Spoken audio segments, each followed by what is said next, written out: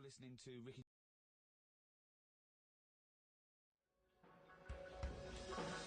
The Ricky Gervais Show on Guardian Unlimited. Welcome to the 6th podcast in a series of 12. The Ricky Gervais Show, available online with me, Ricky Gervais, Steve Merchant. Hello. And Carl Pilkington. All right. Halfway through after this then, Carl. Yeah. You enjoying it? It's all right, isn't it? It's had a great response. We're the number one podcast in the world.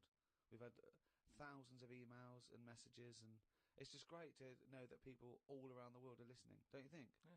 It's great, isn't it? I should just point out, Rick, that we've had a few emails, including one from Mark Pavlidis, that says that some of the people listening on the enhanced podcast, so, you know, these fancy people, super rich people who can afford that one, apparently sometimes if they try to pause the show halfway through, it sort of freezes and they've got a problem restarting it. And he's saying that apparently you should just hold down menu and select, and that'll reboot it. So I don't know if you have had that problem. Hold on. Who's pausing this show halfway through? I don't understand it. I can't believe it. This is like a book that you can't put down. What have they got that is better to do with their time? What can be better than listening to Carl's drivel and his stupid theories? Unbelievable. We've got a little email straight away, Carl, from Nikki in Beverly Hills, California. She says, Carl, you rock. I hate it when Ricky and Steve ridicule you. I checked out your picture on rickygervais.com. Although your head is not normal, that's no reason to ridicule you. You look gimp, but I never judge a book by the cover. Cheers. Is that what you've got to say? Well, it's only because I've got no hair, though, isn't it? That's why it gives that effect. No, it's perfectly round your head. Perfectly spherical head. Your face is slightly too big for it. It almost goes over the sides. Perfectly round head. Pug little nose. Funny gimp eyes with no expression. Hangdog look. Like a little mouth, like a little lamprey, not formed, not human formed. The way your expression is like you've had a lobotomy. Your head goes weird at the back. It's got a little nod in it, like it's really strange, your face, and you're stupid. We've had a lot of emails saying that. I mean, I think he's just paraphrasing, but talking of emails, you know, a couple of I can't remember which show it was, but you mentioned, Carl, that you'd only recently seen a Chinese homeless person. Oh yeah, and it really surprised you because you'd never seen a Chinese homeless person. No. And I actually went along with that. I've still never seen a Chinese homeless person. Well, that's other than obviously people contributing mug news, the search for Chinese homeless people has been overwhelming on the email. People are just, I mean, people are actually going out looking for Chinese homeless people. Now, I can just tell you now that there's a few responses from Los Angeles, people saying there are quite a lot of Chinese homeless people over there because apparently there's a huge homeless community in Los Angeles. So definitely if you want to see them, Carl, that's the place to go. Right. But we've had one from Vancouver, Canada, from a girl called Amy, and Amy herself is Chinese, and she says that she realised herself that she'd never really seen a Chinese homeless person. Right. And although she says that apparently Vancouver has the first or second largest Chinese population in Canada, she'd never seen them, and she actually went for a walk around the Chinatown in her area, looking for them, and she could not find any on that particular day. So, again, Canada, obviously not a place to go for a Chinese homeless. It was just a point, though. I don't want people sort of... Well, hold on, though. Wait, I'll stop you there. Hello, Ricky, Steve and Carl. I live in New York City and have seen a Chinese homeless person. Not only is he Chinese, but he is also a midget. He's been living on the streets for the last 30 years. He used to dress in rags, but thanks to a coat drive, he's now wearing a fancy Adidas jacket, right? Now he encloses a picture. He says he gave him $10 to take the picture, and I've seen it, and he's a little Chinese midget fella. I'm just getting a bit worried that people are going out there sort of looking for these. Because that's what you requested. No. But all I was saying is I saw one. I didn't start saying, "Excuse me, can you just give us a smile? I'm taking your picture." Well, we've had loads of pictures of people. I know, and it worries me a little bit. And I mean, it's not too bad about the one who took one of the little midget one, because if he kicked off, it'd be quite easy to sort of hold him back. But I'm talking about fully grown. So is that your warning to people? Don't be taking pictures of fully grown Chinese homeless. Well, yeah, I'm just saying, don't be messing about going up to strangers and that and annoying them and stuff, right? Maybe. Well, I think that's a good rule of thumb. Don't annoy them. But I mean, But that is a hell of a sighting, isn't it? We asked for a Chinese homeless, and they gave us a Chinese midget homeless. Many of the listeners are aware, Carl, that you're sort of fascinated by smaller people. Well, he's fascinated by difference, I think. Yes. I don't think he's having a go at people. You're not having, Never having a go. when you sort of stare at someone because they don't look like you, and let's face it, most people don't look like you. You're not having a go, are you? Well, it's like You- I say, first time I saw Steve, I was never having a go. It was just, oh, that's different. but you know, like you know, Steve, I was never having a go. It's just that thing of, oh, right, interesting. What do you mean? No, just you know, I've said before about when I saw Steve and what have you. Now I've got used to it, and Steve it's the got same. used to it. What do you? What I your don't know. Well, you know my feeling with this. I don't really know where he's coming But from. Steve knows I'm not having a go either. Yeah. Carl used to carry around a book that was called the top 50 freaks of all time. Well, it's interesting you should mention that because we actually had an email from Richie who says that he's been a fan of ours for many years and he's listened to lots of the radio shows we've done in the past and things. And he says of all the people you've discussed, Carl, in the past, including some of the people from your odd magazines, who would you most like to spend the day with of all those people that you've encountered? Favorite of all. Well, certainly who you would want to spend time with, who you feel would be the most fascinating, the most interesting. You know, I mean, let's just recap on Well, some there's of Pillow Man, the bloke with no arms, no legs that can roll a cigarette with his mouth. Yeah. No, not impressed with him. That's not sufficient. What about the three-legged juggler? So hang on, let's just recap for new listeners. This was a man with 3 legs? 3 legs, right? Right. And it said his job, he became a juggler. Okay. Not using the gift that he'd been given. What would you suggest? Anything. Running, swimmer. Just, you know. Yeah. But yeah, What else what are was the there? others? What are the other ones? There was a picture of a gentleman you were fascinated by him. He used to play the piano. Oh, he's got a tiny head, doesn't he? Yeah, that's the one who he sort of ages fast. Right. So like every other week he's having a birthday and stuff. And yeah, that was weird. He's not having a birthday every other week. His body's just aged, so it has the appearance. His biology is sort of like he's 70, but he's only like 15. They don't have a birthday every week. You idiot. But yeah, I don't know about knocking about with one a long time though. That's Only for a day? yeah. Suppose it depends what I'm up to. Because if we're going out and about, the Pillow Man would just be a bit of a drag. Whereas if you're going for a walk across, the 3-legged guy, ideal. So yeah. The Ricky Gervais Show on Guardian Unlimited. Lots and lots of people emailing just with questions for Carl. People just want to get his opinion on stuff. So if you have questions for Carl, keep them coming in. podcast@rickygervais.com. We can't really reply to your emails, but we do read them, so we really appreciate them coming in. Just a couple of quick ones for you, Carl. Wendy says, if Carl had to eat the same dinner every day for the rest of his life, what would he eat? She mentioned this because she was having Christmas dinner and it was a big, she loves Christmas dinner. It's the trouble with Christmas dinner. I mean, the roast dinner is the king of dinners, and the Christmas dinner is the king of roast dinners. Yes. But you can't have one every day. No, it's absurd. But it's brilliant. We have 3 meats in our house. It's unbelievable. The amount of meats is just amazing. It's just a plate of meat. It's just meat with one Brussels sprout, one token Brussels sprout, and the gravy. Oh. You see, it depends, doesn't it? I mainly eat just so I keep going. I'm not that bothered about because I don't really taste it anyway. I just shove it down. You're like a you're like a horse. But at what point did it become important that things were sort of seasoned or garnished to go with it and stuff? At the end of the day, we're all eating, aren't we? So you can move about and that, and you've got energy. Well, we need to know what we're tasting, don't we? Because we need to have certain things. We need sugar. We need salt.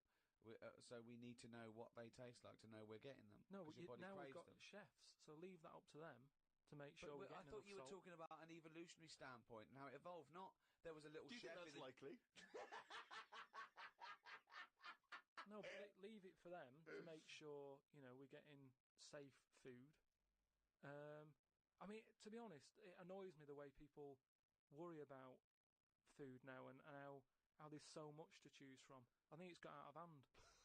I'll watch Any form of choice really worries you, doesn't it? No, you it's don't just- like choice. No, choice is good, but not too much. It's like with anything now. If you go into a toffee shop, there's like loads of Sorry, different. Where are you going to find a toffee So shop? you're in a fairy tale. Yeah, you're in a Dickens tale Yeah. in the 19th century. You're in Shrek, and you go into a toffee No, shop. What are you what's your talking point? You go into a about? toffee shop. What I'm saying, you go into a shop full of You toffees. just come from the and candlestick maker. stuff, right? You go Oh, in God. there, and there's just too much choice. It's like what, and I can stand there up to like 4 minutes, sort of going. Up to 4 minutes.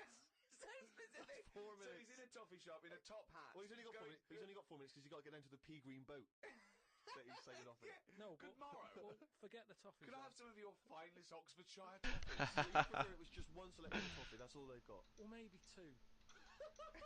What I'm saying is, right, there's now too much choice. Whenever you get a menu in a restaurant, it's not like you don't just go, oh, right, what is the? Yeah, I'll have that. There's too much. It's like a book now, isn't it? And you look at it all. And then you've got to that point now that people are even taking a risk when they're eating. What do you mean? In Japan or China or something, they're eating that fish that if it's not cooked right, it can kill you, right? Not worth the risk when there's so many other fish. Yeah, I agree. Why Have mackerel, have a bit of cod or whatever. Yeah, As soon as there's a risk, take it off. Take it off I the menu. agree. I totally agree. Not worth it. We've got a fish that might or might not kill you. Well, is there anything that definitely won't kill you? Yeah, but a chicken won't kill you. I'll play safe then, I'll have that. I love that. I love the chicken. That's what I'm saying. The Ricky Gervais Show on Guardian Unlimited. But anyway, we were talking about sayings and that. Right? Stitching time saves 9. Don't. I'm never going to use that. I don't think anyway. Okay. Suzanne. You're never going to understand it fully, are you? Suzanne repairs me stuff anyway. It doesn't really matter. But what about the one? In greenhouses and that? Isn't that People who a good live in one? glass houses shouldn't throw stones. Yeah. What? Does that confuse you? You've never understood that one? No, that's a lot clearer, isn't it? It's sort of saying, don't be chucking stuff about if you're surrounded by glass and what have you.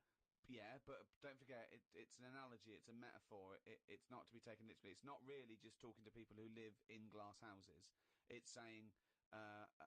Hang on, sorry, before you say that, Rick, I'm intrigued to know if he's fully got to grips with this. Just Okay. give us your explanation again of what you'd take that to mean. Well, just don't be chucking stuff about. Really? So, well, if that was it, they just say that. No, but that saying's been around a lot longer than we think. That's when people probably did live in basic glass houses and stuff. No, What they mean now- Who it's has ever the lived in a glass house? So cavemen went from rock to a nice crystal structure, did they? What are you talking about? When did people live in glass Well, no, houses? what they mean now, when that saying's used now, they mean sort of, plasma tellies, ornaments. No, they don't. You're saying don't chuck stuff about because you'll break it. No, it's not about damaging your own property. They don't mean you're inside the glass house throwing rocks inside your own glass It's house. a metaphor. It means don't be having a go at people if you yourself have got more to lose. Do you know what I mean? It means it could be anything. Don't start a war where you could come off bad as well. It's about how fragile your situation is. If you live in a glass house, metaphorically, don't throw stones at someone else, because when he throws it back at you, your house is more easily damaged than his. Again, metaphorically. It doesn't mean that if you're living in a glass house or in a house with other precious objects, you don't, in your own home, throw bricks about. Because that would be a very specific audience that I was trying to reach, that phrase. I mean, let's be honest, what kind of a mental Do you know case? what? I think we've got the crux to this. Right? I think I can answer. Right. Carl, what is an analogy? It's sort of like a little story told quickly. Isn't it?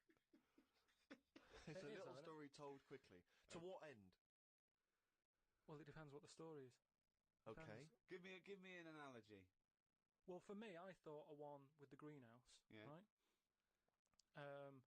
It's a greenhouse. Before it was just a glass house. Yeah. All right, then a glass house. Okay. Right. What I mean is that glass house is metaphorical. It's about the fragility of your situation as compared to your aggression or your. You see, I just prefer sort of, what you say is what you mean. So people who live in a glass house have to answer the door. I don't know what that means. I don't know what that means. I mean, Because you may be a genius because I don't get that. people who live in glass houses have to answer the door. Okay, let's hear his explanation. Because the people knocking at the door will be able to see you because it's a glass house. But what? But you literally mean it, don't you? There's no analogy there or metaphor for you. You literally mean if you live in a glass house and go someone onto the knocks the door. So there's no hidden meaning there, is there? Well, Couldn't normally, that also you have to add a number of other other caveats. Surely, if you live in a glass house, don't walk around naked. yeah. If you live in a But these are literal. See, if you could actually make that into quite a nice saying there, because if that meant, if someone said that to me and they weren't a shaved chimp, right? If they said people who live in glass houses have to answer the door, I think that means, oh yeah, it means that there are no secrets. You can't hide behind anything. If you're very open, if you've chosen to be totally open all the time, you can't go back on it. So people, if you wear everything on your sleeve, if you shout around and you tell the truth, and you can't go back on it. They can see through you. It can mean that as well, yeah. Oh, okay. oh, that's handy. But just the idea that in your head there should be sayings for people who live in glass houses. Who is it that's living in a glass No, house? well, I'm not talking about them. It's just that if everyone else is bringing up about these people who are living in glass houses, let's get to the real problems they've got. He still hasn't got to grips with the idea of the metaphor or the simile. People who live in glass houses should live near a glazier. Right. Well, here's another saying, right, that I learnt recently from a mate, right? Well, there's an elephant in the room. Okay, I haven't heard that one, but explain it to me. It's like when something's going on in a room, right, but no one's mentioning it because everyone's a bit too sort of. But in a way, it's better that it's out. It's like how whenever we go out for something to eat or a drink or something, it's normally after about 5 minutes the sort of topic gets onto the shape of my head. yeah. Well, Right. I can't resist the shape of your head. Right, so you're happy It's not talking just about the it. shape, though, is it? It's the state of it as No, well. but Outside and in. But- I mean, it's a fascinating little objet d'art, his what- head. but what I'm it's sa- perfectly round. It's got no hair where it should have. And it's hollow. The features are slightly too small for the face. Yeah, No. unbelievable. No, but what I'm saying is, it's interesting how, like, I'm the elephant in the room, right? Nobody's talking about it. You mention it once, suddenly it's the talk of the town. It's what I mean. Everybody starts joining in, going, well, yeah, it is round, but it does suit you. And these are people who I don't even know sometimes, and they're all dipping in. And that is an elephant in the room. So you don't want people to discuss the shape of your head or the lack of hair. You would feel better. You would feel happier that they didn't mention that. Sometimes I think it's better that it's out there. It's made me a stronger person, though. It's the same way, we were talking about religion and that. Samson Delilah, Yeah. he got weaker without hair. Mm. Whereas with me, I think it's made me stronger. Because, it's almost like it's treated like a disability. Everybody's sort of mentioning it and talking about it. What's it like having a bald head? And, you know what I mean? So it's made me stronger. But would you ever wear a wig? Not really. What was a long wig like Samson?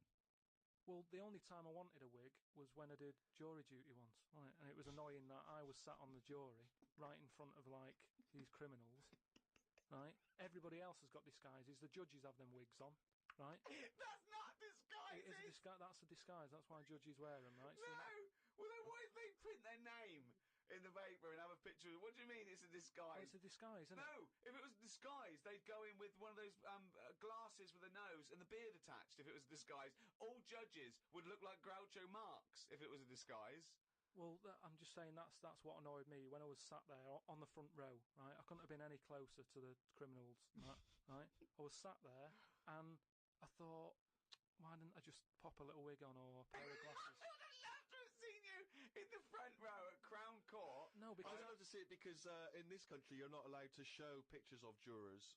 You can't take photos in a courtroom, so there's always these sketch artists that draw drawings, and it's on the news. The idea that we'd have seen 11 people and a sort of Krusty the Clown figure would have been amazing. Yeah, I would love to see the artist doing a view, because it would be like complicated people. Oh, hey, he looks characterful, and then just a little round head. Charlie Brown. Charlie Brown sitting on the end.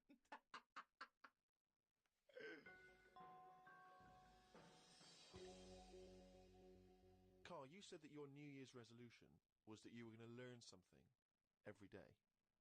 yeah, Have you learned anything today? if I can. Today, like, I don't know the full facts of it, but Could I just say that when someone says they learn something new every day, that doesn't count if they forget it the next day. no, but Because that would be Groundhog Day learning. well, the thing I learnt today was about an octopus. Oh, Go yeah. on. What they can do is, you know, they've got 8 legs and that. Yeah, They tentacles. they can use 6 of them legs to cover their head, so they look like a little stone. And use the other 2 to run off. Right, but that's He's thinking of Squidly Diddly. Yeah, it's a Disney image in his head, isn't it? He's thinking They're of pink.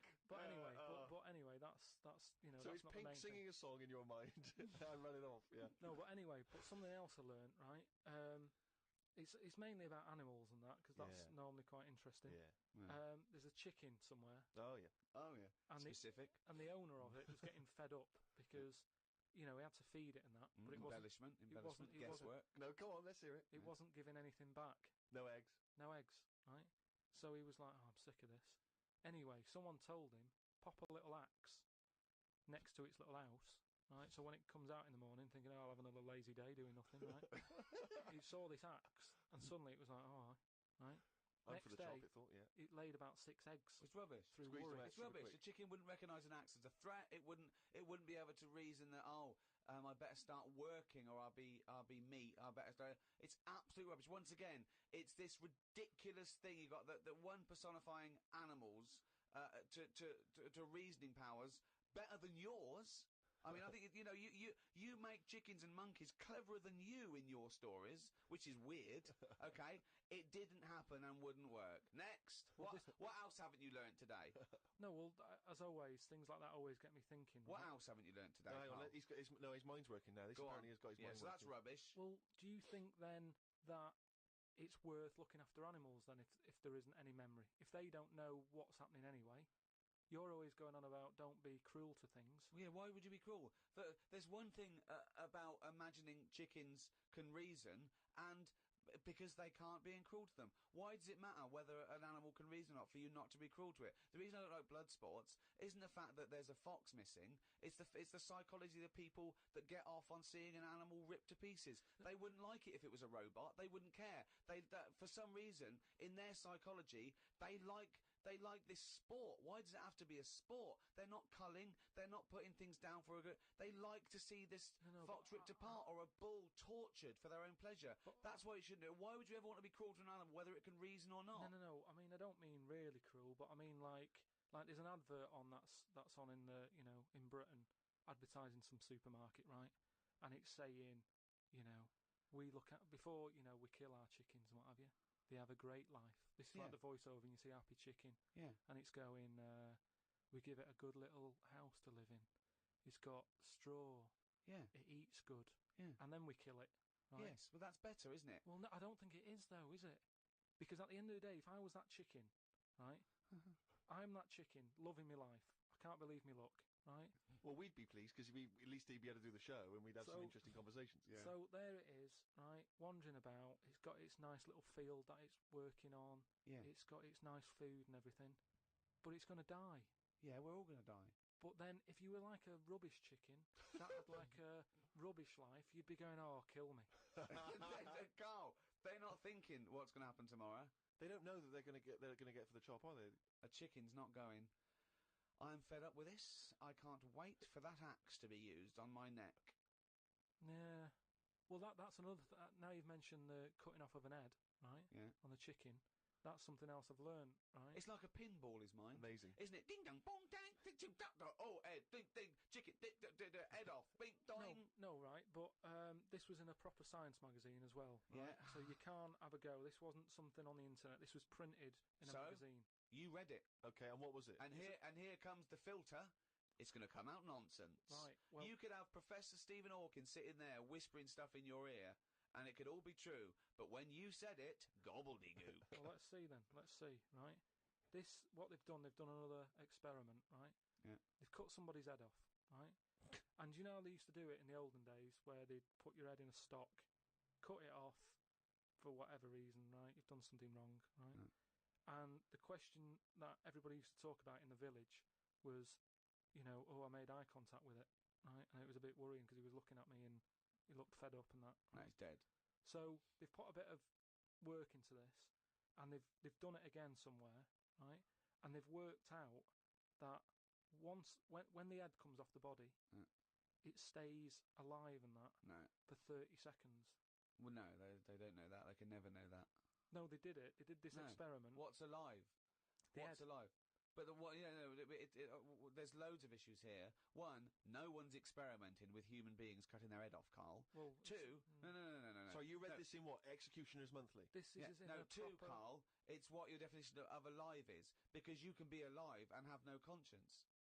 No, but this is where it gets weird, right? Yeah, haven't told you that. this is where it gets weird. You talking about it? So the head's off, Yeah. right? And what they did was they chucked a load of questions at it.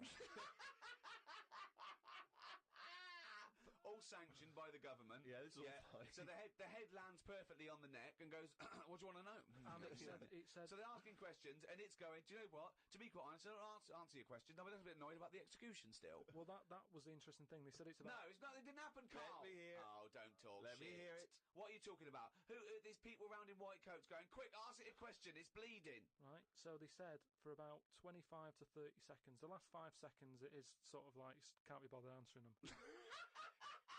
Right, but prior to that, But apart from that, they were chucking stuff. I don't think it spoke. I don't think it was like 2 and 2 is 4 and stuff. It was more. It was to do with blinking. So blink once if you say yes, blink twice. So I told it, said, listen, when you die, you're probably not going to be able to talk because your jaw's going to be on the ground. You're not going to be able to open your mouth. If you do, you'll fall over backwards and hit your head. Now listen, blink 1 for yes and 2 for no. Yeah, right. Yeah, not too bad. Yeah, is the axe nice and sharp? Yeah. Promise? You're Do you talking promise? shit again. You promise to do it? Yes. All Yeah, right. well, yeah. The thing is, they wouldn't be able to do it with you, because if they cut your head off, it would just roll. It would roll away, because it's perfectly spherical. They would go, oh no, there's Plus, no... Oh. it takes about 20 seconds whenever you ask Carl anything for the question to process and for him to start to formulate an answer. Anyway, if people listening and that, if they learn anything, that's amazing. Yeah. Just send it in because Because it'll come out gobbledygook when Carl tries to translate it. Interesting facts is what we're after then. Plus, also, if you've got any questions for Carl, if you just want to see how his mind works, then you can get in touch with Or us. whether his mind works. Indeed, we've Any some proof of doctors, that. psychologists out there. Podcast at rickygervais.com. That's how to get in touch.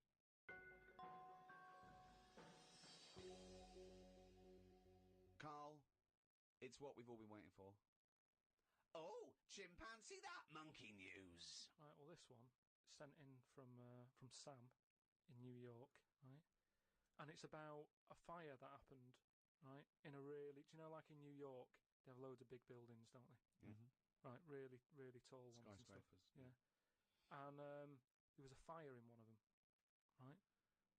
So they did as expected. They called up, fire brigade and that. They turned up, right?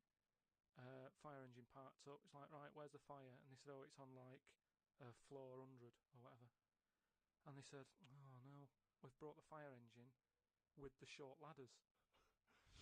Stupid mistake, but go on. Right. So anyway, so the fire's going and that, and they're saying, is there anyone in there? They go, I don't know, there might be someone up there, but the telecom's not working and stuff. Who do you think might be up there, Rick? I don't know. But Just a woman, I imagine. Just a woman or a child. Is there a fireman that could climb up a building at all without a ladder? That seems unlikely, but go on. Go on. So anyway, so they said, well, how are we going to get up there? Yeah. Yeah. Fine. We can't. But they've only brought the short ladders. No, we can't. Let's go home. Yeah. Okay, Forget that it. was monkey news. So they said, well, there's a lot of like grippage. Because they made up words. The firemen, yeah, the NYPD firemen. There's a lot of grippage On the side of the building and stuff. So anyway, they said, why don't we just go and get a monkey, right? So they got a monkey. Yeah, That's a bit of a jump. Is They that just- policy now in the New York Fire Department? Well, you've got to think quick, haven't you? At the end of the day, if people are up there, you don't start querying if it'll work or not. You try everything that you can to help someone out, right? That's the first thing I thought of. Was it a monkey? So it was quicker for them to go and get a monkey than to go back and get the long ladders. Why don't they get Okay, fair enough. Why don't they get Spider-Man? Yeah, call Spider-Man. Yeah, call Spider-Man. So anyway, so they got a monkey down there, and they said, right, Where well, did they get it from? we don't know, from the local zoo or something. Oh, like yeah, that. yeah. So they said, look, let's we've got to remember there could be someone up there, Right. and it'll shock them a bit if a monkey comes in, right? Yeah. So they said, Yeah, I don't think they'd care. get If it. their building's on fire, they're not going to go, oh, it's weird, there's a monkey at the window. They'd be screaming, save me! Oh, there's a monkey. So Where are you anyway, from then? So they said, right, we'll just get it a little small uniform and that, the smallest you've got. But, whoa, hold on though. Actually, where are you going to get that? I'm going back to the station. We'll get the long ladders while you're there. No time. No time. No, I No. bought the small uniform. I just didn't bring the long Yeah. ladders. You're an idiot. So anyway, it goes up there. It's got all the kit on and what. It's got Yeah. its little ardent on and all that. It Yeah. grabs. There was like a little person up there. Manages to grab that. Not give a it midget. little. Who was up there then? It was just Someone that was just the right size for a monkey to be able to rescue, which is handy. Because if it had been anyone else, like a larger person or a family, we'd all been screwed. No, I don't know about the size of it, but it's just the story saying how like it was quite a big monkey and that it was good at breaking down doors. Oh yeah. It was good at climbing into small spaces and Oh, stuff like yeah. that. Anyway, it But managed so it's big enough to carry a fully grown man, but small enough to climb through a cat flap. yeah, Sure. So Which is handy. So anyway, it managed to Did it get have the boots person. on as well? It got the person and everything, and now it says it's sort of it's on call if they ever need it again. So. Sure, and if they ever get anywhere again and they've forgotten the long ladders, but there's plenty of grippage, they just call for Coco. So that's this week's monkey news. Bollocks. The Ricky Gervais Show on Guardian Unlimited. Well, I hope you enjoyed our podcast there. Another half hour of absolute drivel. I've been Ricky Gervais. With me, Steve Merchant See you next time. and Carl Pilkington. Alright. And we'd all like to thank those brilliant guys at Positive Internet for hosting this podcast brilliantly. Positive Internet hosting the world's #1 podcast. Here's DJ Reach Around. It is hard eating a knob. So what are you saying? You could... I'm saying like I could eat a knob at night. I could eat a knob at night. I could eat a knob at night.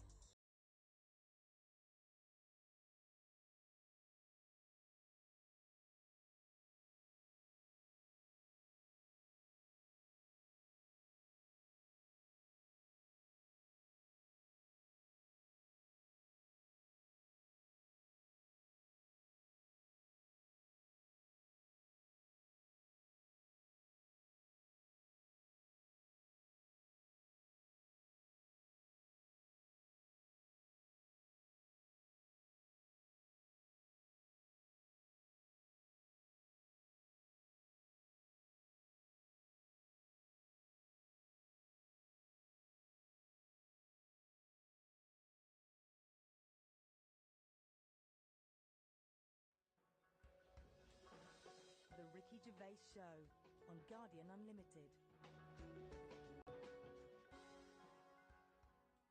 Hello, welcome to the 10th podcast in a series of 12. Ricky Gervais Show with me, Ricky Gervais, Stephen Merchant, Hello. and of course, Carl Pilkington. Right. Now, thanks for all your emails. We've really started a community here, I think. Yes. We're all brought together by one aim. The fascination of the brain of Carl Pilkington, basically. Absolutely. I There's mean- thousands of people who are equally as obsessed as we are with it. I really don't know why it's called the Ricky Gervais Show anymore. I mean, I was cynical at the beginning, but it's farcical. Welcome to the Carl Pilkington Show. Well, people say they'd like to hear more from you and I, but I don't see why when you've got Do you know what I this feel specimen like? in the room. I feel like the ringmaster, but the real star is the shaved monkey in a jar that we Yes, bring out. Do you know what I exactly, mean? yeah. That's it. That's the star of the show. You know. Yeah. Well, we've had loads of emails actually, and we've had one from Nige, who's done this brilliant cartoon of Carl on the beach. I think we should sell those as postcards. But someone's beaten us to selling merchandise. If you go to www.cafepress.com/Mr. Pilkington, someone is selling everything with Carl Pilkington's head on it. Now, these are bootleg goods. We're not making any money from it, but I'm strangely proud. I just love to see millions of people wearing a little T-shirt or a baseball cap or drinking out of a mug with his little round head on it. He's made a clock, which is perfect because it fits absolutely. You know what I mean? The sides of the head go right to the edge of the clock because it's perfectly I'd round. like to see maybe as well those sort of rubber or plastic face masks that you can buy for Halloween with just Carl's face. Oh, just millions of people Yeah. all look like Carl. Oh, that would be amazing. What a world that would be. James Bevan has emailed in. He's from Abergavenny in South Wales. I'm going to read this verbatim. Me and my partner Ellie Richards are both huge fans of the podcast, and as she's not aware of this email, I would love it if one of you, please, on the podcast, would ask her to marry me. So please ask Ellie Richards from Abergavenny if she will marry James Bevan. Cheers, keep up the great podcast work. Well, that's done then. Well, no, you see, now I was thinking about this, and I know that I'm the one who's read that out, but I'm thinking they're almost certainly going to want you, Rick, to do the questioning because they don't want to go in years to come. Do you know who asked Ellie to marry me on my behalf?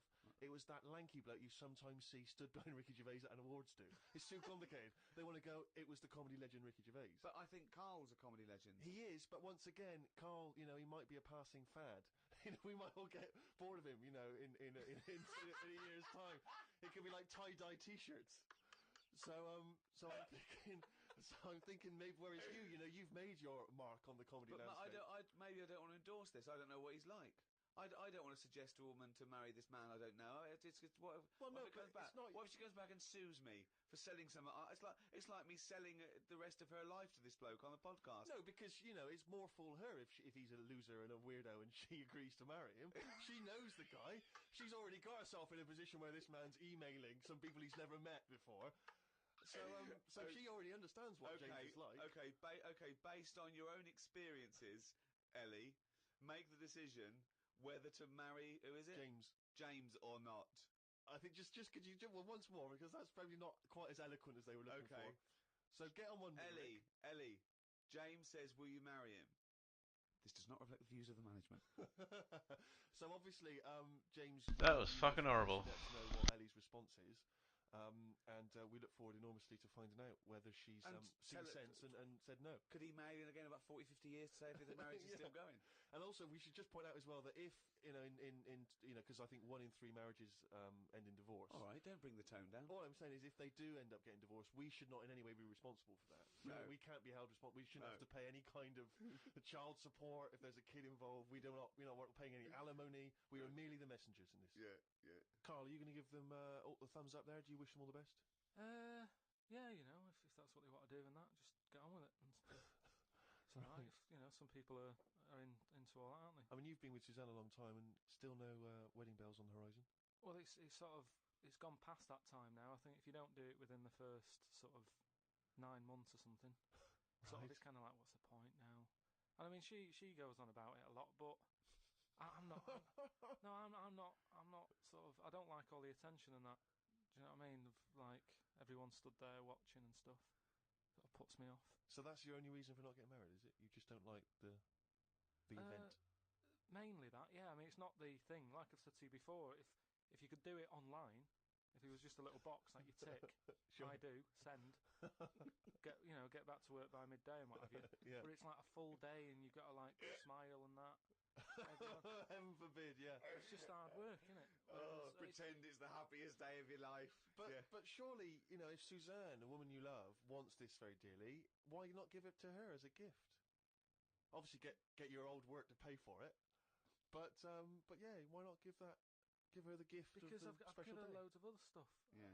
We have an all right life, and I think that can mess it up. My brother got married. We have an all right life. That's the best you can say. We have an all right life. No, something I said to her, right, which, maybe this could catch on, right, a way around it. At the end of the day, you only get married so you can have the same name. I think it'd be really good if when you go on dates and that, if you met people who have the same surname. Brilliant. And then you don't have to worry. That's amazing. Do a search on, like, other Pilkinsons. If they look all right, yeah, I'll go out with her. Job done. Don't ever have to worry about getting married and that. Brilliant. That's one of the most stupid theories. Oh, no, it's not.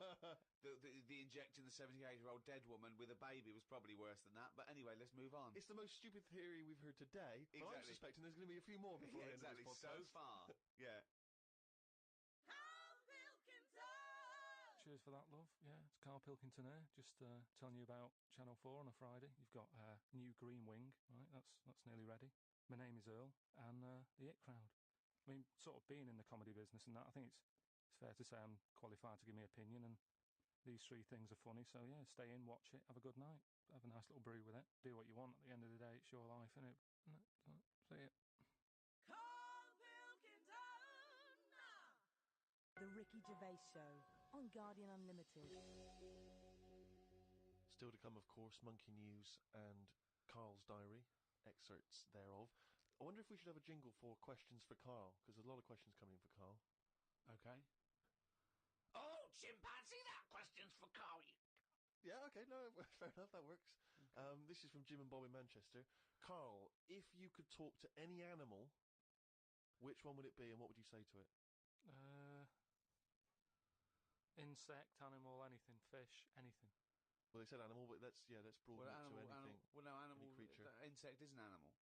Yeah, no, but I'm just, I don't want to get it wrong. I'm just thinking about Yeah. there's a lot of stuff out there, isn't there? I'd probably go for the tortoise. Okay. Because it would take a long time to walk away from you while you were talking. No, Yeah. just because Most animals would be off straight away. yeah. just because they live for ages, so they'll have loads of stories. They've lived through a lot.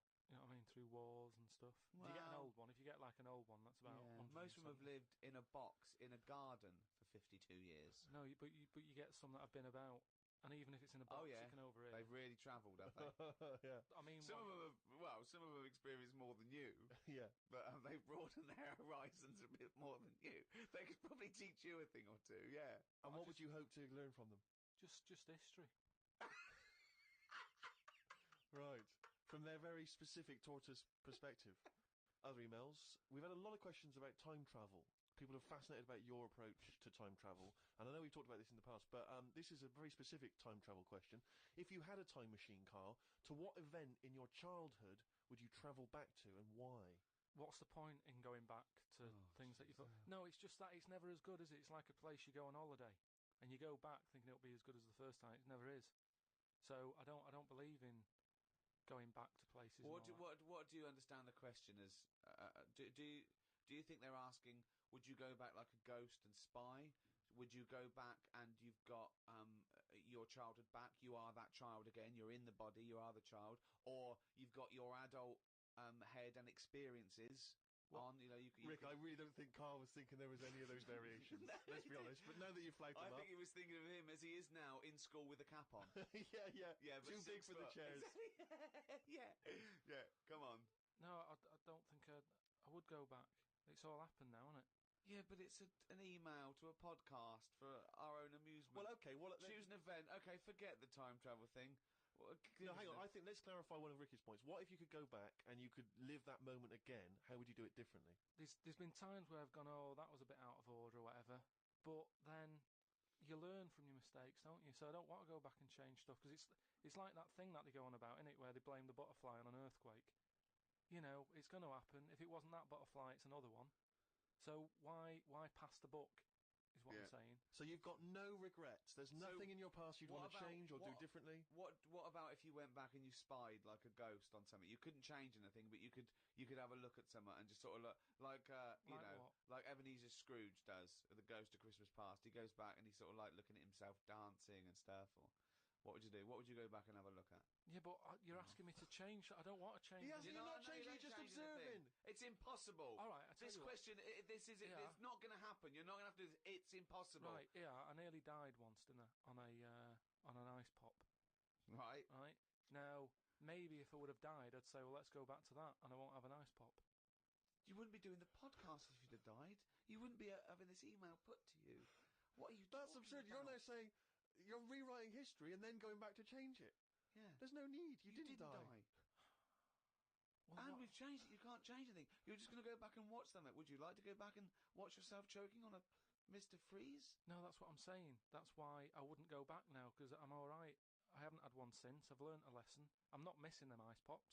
So I don't think you're making the most of this opportunity to fantasize. I don't see the point in going back in anything. I mean, do you mean go back in time to the point of you can see like Rome in its working day? What, in your childhood? Was Rome about when in your childhood? Were there gladiators in your childhood? Well, that's what I'm saying. Everything I've been through, so why see it again? Forget it. It was just a nice little question. I mean, that shows the lack of imagination in Carl Pilkington. Your mind can't fathom something unless it's like, got two heads. But I don't see the point in doing something twice.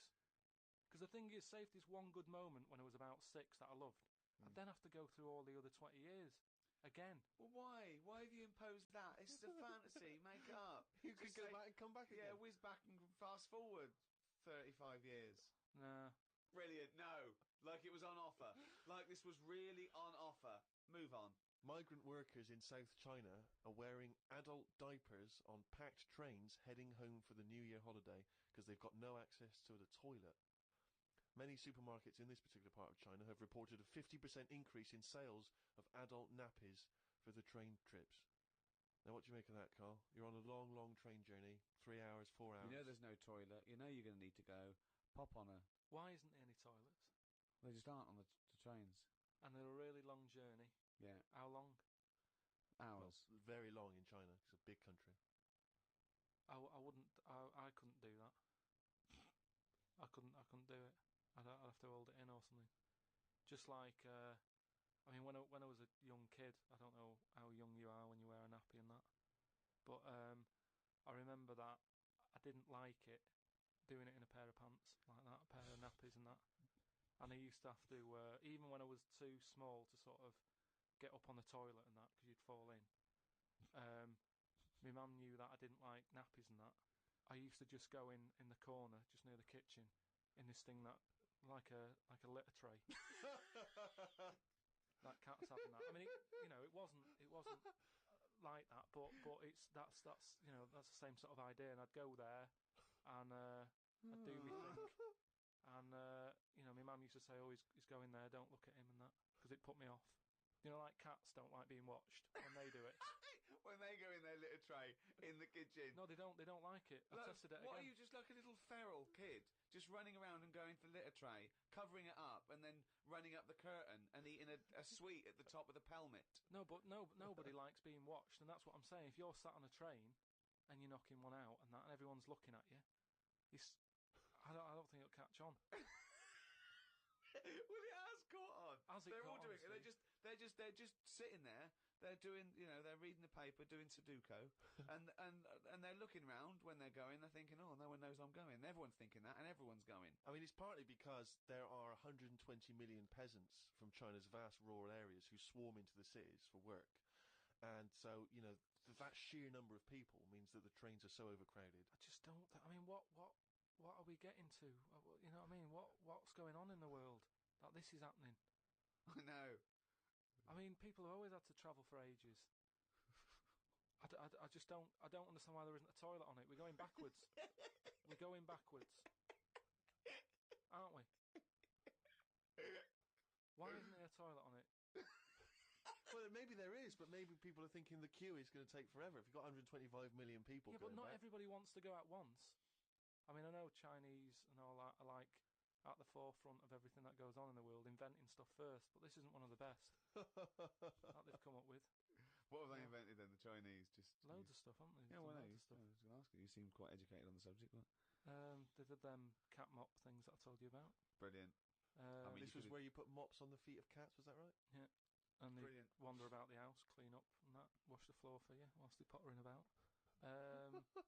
They've done like hats with umbrellas on them. They've done. I mean, they're known for like coming up with stuff first. Yeah, I mean, my first thought was gunpowder, but yeah, cats with mops is good as well. Just a final mention of one of the emails that came through from Phil Hobby in Falmouth in USA. He says, "Hello chaps, just wanted to let you know that I was at a party on Friday and I bought 2 remixes of I Could Eat a Knob at Night on a CD. Let me tell you, I played them at the party. They were a huge success. They were a smash. By the end of the night, the party was hip to the words I Could Eat a Knob at Night. Half of them were even singing along. So big thanks to you, Ricky, Stephen, Carl. Now, what would be ideal, of course, I suppose, is one of the big superstar DJs, if they could drop that into their set.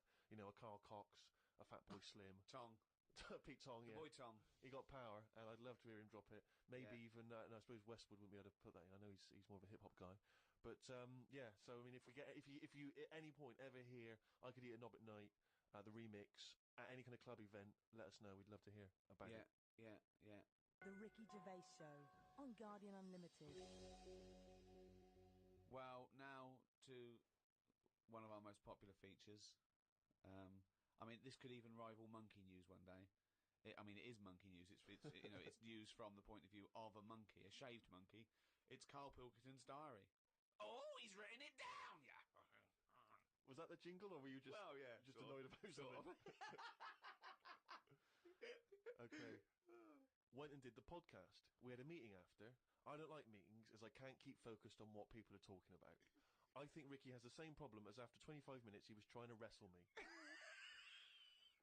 I tried to do what spiders do and stayed still as if I was dead. But Ricky just stayed on top of me, not moving. A bit like when you see one of them big snakes swallowing a sheep. Ricky got bored and released me. I went home thinking, why had I left my old job for this? A homeless man asked me for some money, but I didn't feel like I should treat him, as I felt that he'd probably had a better day than me. Oh, God. Suzanne called me to say she'd gone for a haircut and that she'd meet me in the supermarket. I went to the supermarket, but she wasn't there. I called her and she said she was near the fruit aisle. I went to the fruit aisle and she wasn't there. Turns out she was in a different supermarket on the other side of town, and that if I'd listened to her properly, I'd have known that. I didn't want to say that What, you just went to the first supermarket you thought of, as opposed to listening to what supermarket? I'm in the supermarket. All right, bye. I didn't want to say that I hadn't heard her properly because my ears were ringing a bit from the wrestling from earlier. 25 minutes later, I met up with Suzanne. Her haircut wasn't that bad. Normally her haircuts are followed by an argument between us, as she pays over the odds for some daft haircut that's the latest style. Brilliant. I wish she'd take a picture out of a magazine or ask for a style rather than letting the hairdresser do what she wants. I said I only tell her to do this as she's got a square head, and a close-cut hairdo makes it look squarer. She said, "What do you think of this cut?" I said it looked alright, as I couldn't be bothered arguing about it. It's weird writing a diary. I don't know who thought of doing one of these first. The last time I did one was at school. They used to get you to do it so they could keep an eye on whatever you were up to. My diary used to say the same thing every night. Got home, went to the shop to get potatoes, bread, milk. Went home, watched telly, went to bed. I think I might have gone to Twiggy's Dance Club just so I had something different to write. You've not told us about Twiggy's Dance Club. It's just, you know, I sort of, when I was a kid, I sort of gave everything a bit of a go. I did boxing and that, didn't I? Gave that a go. For about 45 minutes. And yeah, a mate sort of said, "Oh, you know, you're into your dancing, your robotics and that. You're doing your body popping, right? Body popping and that." He said, "You ought to come to Twiggy's," and I went there, but I didn't go in. It was shut. It was they were just having like loads of toilet rolls delivered. I think like they were like using it as a storage place for toilet rolls and that. So I said, "Oh, I've come to have a dance," and like, "Oh, not tonight. Come back tomorrow." I never went back. Brilliant. Next. What a waste of an anecdote. Right. Brilliant. Just to recap, you're convinced then that the teachers are asking you to keep diaries so they can keep tabs on you. And then to continue the diary. As there were more problems happening on the estate, they started to add Saturday and Sundays to the school diary to keep an eye on what we were doing at the weekend. I struggled to fill it on a Sunday, as the shop I got potatoes and bread from was shut on a Sunday. I had to go over to Shepherd's Bush to meet someone. I got the tube. There was a badly burnt man on the tube. It's amazing how the body can continue through quite a lot of bad stuff. It got me thinking about how much stuff you could remove in your body, one by one, without dying. If it was a competition, the cockroach would win, as it can live for a week without a head. I just mean like, say if, you know, they're running out of ideas for TV programmes and that, right? They get someone who isn't well. They go, "Look, do you mind if we make a programme on you?" And what they do, they sit them in the bed and they go, "Right, what we're going to do now is take out the heart but replace it with a pacemaker." Right, No. go on. Sorry. People with pacemakers don't have their heart taken out and a pacemaker popped in. All right then. Some sort of machine. What I'm getting to is... Have you been playing Operation? What I mean is... the big finale would just be a head chatting with loads of wires going into it, and it's like, look what we can do with science. That's what the programme's called. It ends the same every week. The volunteer is just a head with loads of wires coming out Look of it. what we can do with science. And he's going, Goodbye. "Oh, I feel ill." Got some post delivered to me today. It was... Oh, this is This great. makes it in the diary. Got some post delivered to me today. It was addressed to Mr. Dilkington.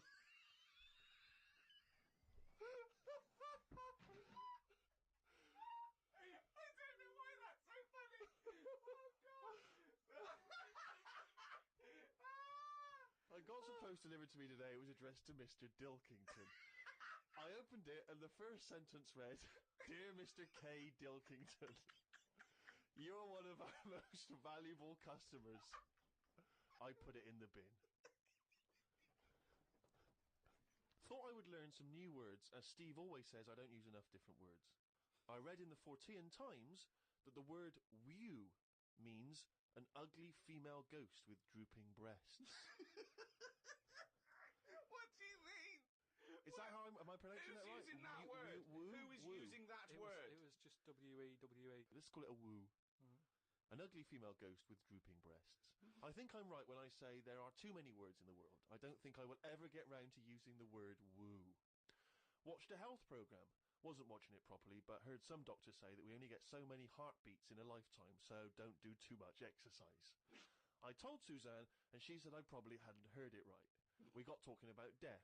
Suzanne said she didn't like thinking about it. I said she might end up being a woo. I was chuffed as I'd managed to use my new word. I went to the supermarket to get tonight's tea. On the way, I stopped and looked in the fishmongers at all the different fish they had in the window. It's like a child like in one of those kids' TV shows. I know. Mr. Pilkington went to the fishmonger. He stopped and looked at all the fish in the window. Hello, Mr. Dilkington, they said. There was a newspaper clipping stuck on the glass about a two-headed fish that they've made in Taiwan. I don't see the point in doing this, as a fish having two heads ain't going to solve the world's hunger problems, as the head is the bit you throw away. Invent a fish with two bodies, and I'd say well done. Good point, isn't it? Suzanne watched one of her favourite TV programmes. I've told her the telly only goes on if there's something she wants to watch. If there's nothing on, she has to talk to me about stuff I've learnt. Like Descartes. Watched a programme on him the other day. He is the one who said something like, I know I'm about 'cause I dream. Doesn't work for everything 'cause ants don't sleep. I don't know if I'd like that or not. You don't know if you would like it if you didn't ever Not sleep. sleeping. It's just one long day. I don't know. Don't know how you put up with that. Do you think it'd be a good idea? No. Why not? Because, as you said, it would get a bit boring. You know, your sleep is your rest, your time off. It helps you detoxify. It helps you sort of think things through on a subconscious level. But don't you ever get it where, I mean, sometimes it's brilliant to have a sleep when you're tired, but don't you sometimes feel that's like... the best time to have a sleep when you're tired. No, but sometimes when you go to bed and you're not that tired and you're kind of thinking, oh, I'm going to waste some hours of my life now and I'm not really in the mood for this. Well, that's sleeping. just wishing you had longer on this earth doing creative things. I mean, if you didn't have to sleep, you could spend more time talking to a tortoise and going to the toffee shop.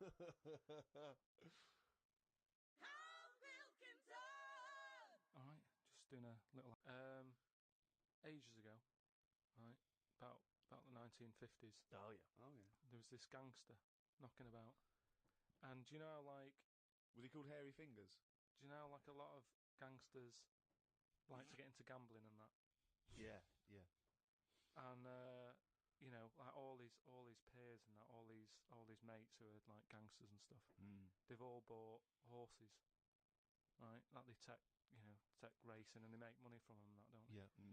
So anyway, he And was Chuckles the Seagull was no different. and he was like, yeah, that's a good thing to get into. I might get into a bit of that, right? So he gets himself this horse, right? And there's a big race coming up. That's why he's a bit of a last minute. And the jockey turns up and it's fine. It's a human jockey and it's fine.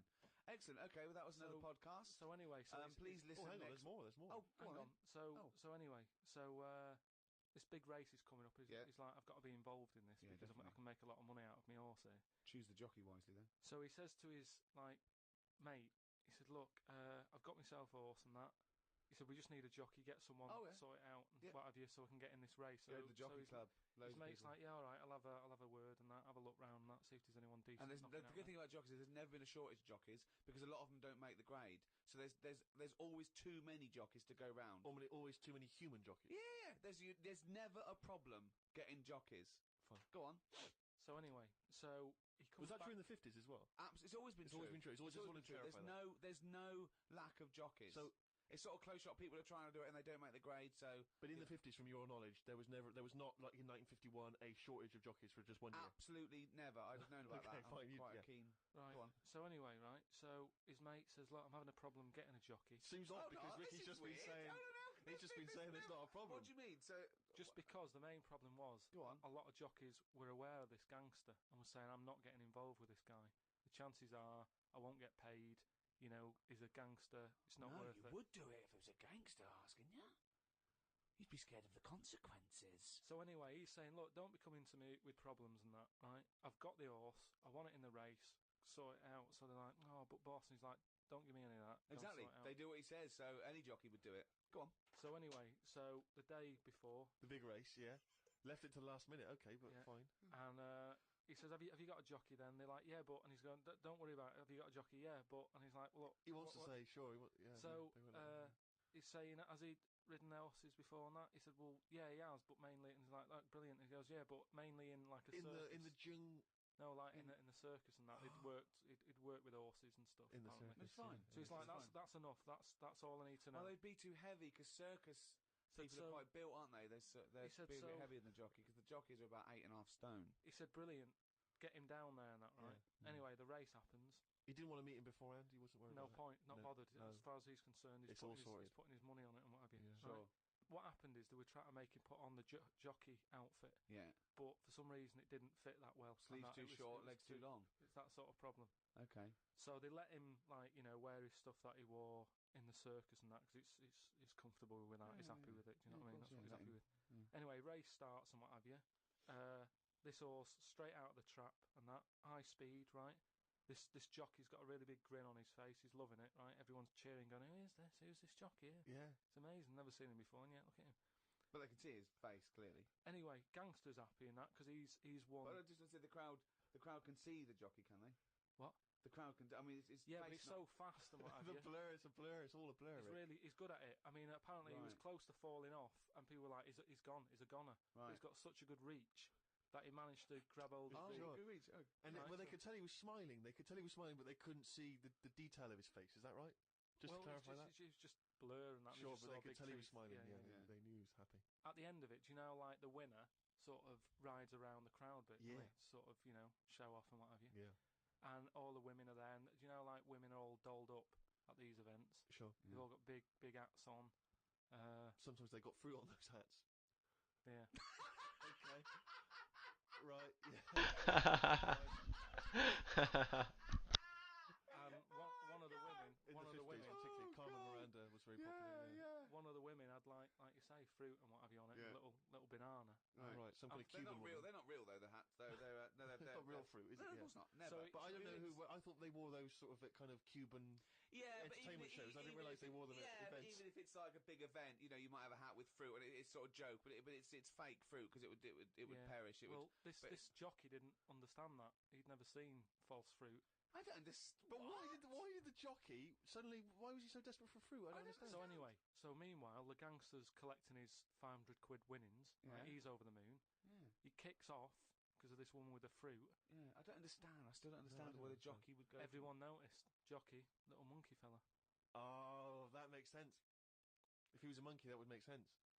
What year was this? Because I want to. It was 1950s, and that's where the saying comes from about, like in Cockney slang, 500 quid is a monkey. He sort of put he put a monkey on it, and it all goes back to the time So when this happened in England. in this country, It yeah, in happened the in England. So 1950s. someone could well still be alive that So, we could easily yeah. contact. That Well, would that's it. confirm We that, always, 'cause they were at the there's no event. time length on this monkey news. If you've got any, if it's history, if Yeah. it goes back, Or if it's years made agot, up, bullshit. just send it in. If it's to, bollocks, If you've got send any it in. bollocks If it's that absolute you wanna bollocks, send in. please send it in. That's this week's monkey news. RickyGervais.com.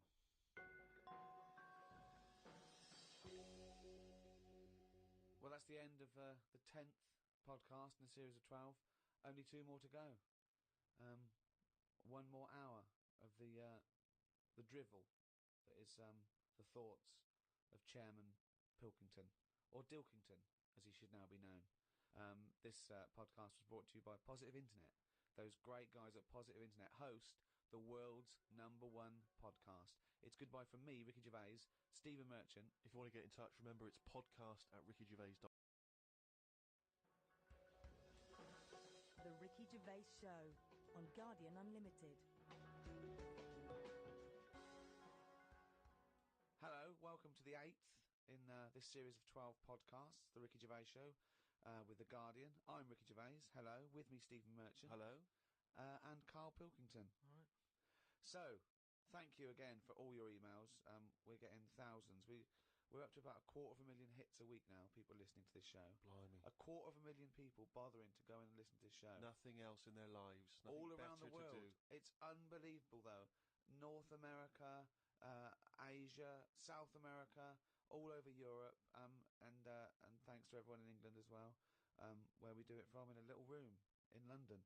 Keep going to rickygervais.com and registering, because so when we finish these 12, we can email you when we come back and start again. We're going to need a little bit of time off to record the second series of extras. Well, I'll tell you more than that, Rick. You're going to need some time off just to have a little breather, because I know how hard you work. thanks, mate. But I mean, you blinking work hard. But Carl's been on holiday again, hasn't he? Oh yeah, that's right. Yeah, because Carl, you don't do anything. And you have weekends off. You take at least 5 or 6 weeks holiday a year, even though you haven't got a job now. You're meant to be doing this, and yet you still So go your on whole holiday. life's a holiday, basically. Yeah, why do you need a holiday to you potter around? Your big day last week was going to the cobblers. So why do you need a break so much this week? It's just that it's good for your brain and that, isn't it? It opens it up a bit. You are not evidence for that. Where did you go Gran Canaria. for a week? Yeah. Just sitting around. Well, there isn't much else to do at Gran Canaria. I mean, I don't want to go slagging a place off because every time I seem to talk about somewhere, get into trouble for it. Right. But it's just like a big rock. It's just volcanic, innit? And you must have looked like a little barnacle on that. Have you been there before? Been near it before to another rock, which was just. But It why was you the had same your sort of fingers thing. burned? Why did you go back? Because you think, well, they can't have loads of these islands that are the same, like just a big rock with hotels on. They can't get away with it. So you think, they well, the obviously next are one. getting away with it. But why do you keep going to these places that are rocks? Why don't you investigate first? Ask your travel agent, is this a giant rock? Because that's what you do, innit? You go and find out yourself. I mean, when Armstrong went to the moon, what was he expecting up there? That's a fact. That's a big rock, and he still went all that way. I don't know what that point was. No, Fair enough. so what I'm saying is though, sometimes Tell us about the moon landing. As you started, what do you know about that? You know, because I mean, so far you've given us a lot of insight into the moon landing. So there was Armstrong. There was Armstrong and that. Yeah. There was fella called Buzz. Yeah. And another bloke. Yeah. Poor bastard. Yeah, never remembered. Yeah, go on. And they went up there, got out. 2 of them did. One of them didn't bother. The one whose name, don't know who he was. Didn't even get out, stretch his legs, right? Went all that way. They had a potter about, had a wander, came back again. Yeah. So that's all you need to know, isn't it? Yeah. And But in your opinion, pointless? To me, yeah. But to them, I'm sure they had a good time, and that's what I'm saying. Sometimes you just take the risk, don't you? Go and visit a place, make up your own mind. And so, what did you make of this place? You enjoy it, Gran Canaria? It was just a big rock, but did you I bet the moon was better. Really? What did you do?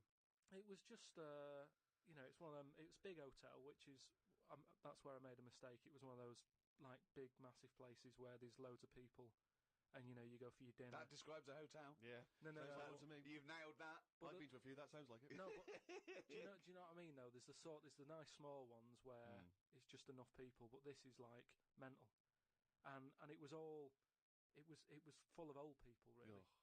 I mean that's probably why it's called Gran Canaria, right? Because there's just Grannies old people. everywhere. Yeah, right. But what I thought I'd start doing is start a diary. Okay, why? Just because I sort of had a bit of time on my hands and that. Just thought, write it down, write stuff down. And do you hope that this one day will become one of the great literary documents like Samuel Pepys' diary? I haven't heard of that. Is it any good? You've never heard of Samuel Pepys' diary? No, The most famous diary, other than probably Anne Frank's. I've heard of Anne Frank's and that, and I thought if she's sat in a loft, knocking stuff up, not much going on in her life at that point, yet she Sure. was still writing it down. Yeah. Whereas Thought, you've well, been I'm to on Gran holiday. Canaria, yeah. I thought, so there is stuff going on that I can chat about. Start a diary. Sure. You started a diary. Yeah. And what are you gonna do? Did you keep it up every day? Yeah, just. Oh, can I read it, please? Well, a diary is meant to be sort of. Please, can I read some out on this podcast? Carl. Some of it though is only relevant to me. It's sort of. Oh, this is. Please give me it. Oh my God. I mean, this isn't. I haven't just. Look how big it is! It's Oh one my of God. those desk diaries. It's huge. It's about a foot long, and it's oh, that is amazing. Imagine if Anne Franks had been like that. As she got out, right? Everyone would have heard it clank down on the desk. Yeah, but my writing's quite big, isn't it? Oh look, give us that. Oh, Give us that. Do you know about joined up writing? Have you heard This about is that? There's no point. amazing. Sometimes you can't read it, can you? So it's Right. best to Okay. look at A look! sometimes. Oh my God! It starts on the first day. This is wonderful. Going on holiday to Gran Canaria today. Woke up to the news that Tony Banks had died. There was a piece on the news about how everyone was shocked. Got me thinking about an invention that would be good.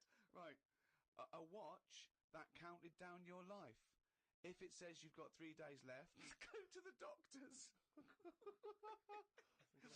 told Suzanne about invention. She said she wouldn't buy one. But she said that about the iPod. How would this device work? This watch. I mean, how would you know when you were about to die? Is that again not for you to worry about? Presumably the boffins and stuff. No, all I was thinking is that Tony Banks fella, you know, he died and everyone was shocked about it. But if you had like a little watch on, But how did it work? You can't just say, "Wouldn't it be good?" How would this work?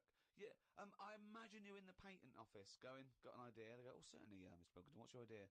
Watch that counting down your life. Oh, how does that work? What? just wear it, just pop it on your wrist. No. What do you mean? Just pop it on your wrist? How does it work? Just pop it on your wrist. Brilliant. You're an idiot. Well, it's interesting that he goes on. The flight to Gran Canaria was a bit bumpy. I thought about the clock that counts down your life again, and I wondered if it would know if you were going to die in a disaster. Now he's querying his own design. He's wondering if he would know. He's invented this. Now he's not even sure. A fella on the plane was reading Koi Mag. It was a fishing magazine. I glanced over and noticed he was reading the Pond of the Month article. Don't think they could make it into a weekly magazine. Well, to be fair to you, because I remember seeing a guy on the train once reading Carp Monthly, a magazine dedicated entirely to carp, and it had Carp of the Month. And I just thought, once you're like 3 months in, the editor must be stressing. Have we got any more carp? We got a carp that's actually done anything? I reckon if they used the same one twice, there wouldn't be many complaints. No one would be noticing. No, that's the carp they used 2 years ago. There was a really fat bloke on the plane. He was playing on his PSP. While I waited to go to the toilet, I looked at what game he was playing. It was darts. He's that fat and lazy, he can't even face playing a more active game on a games console.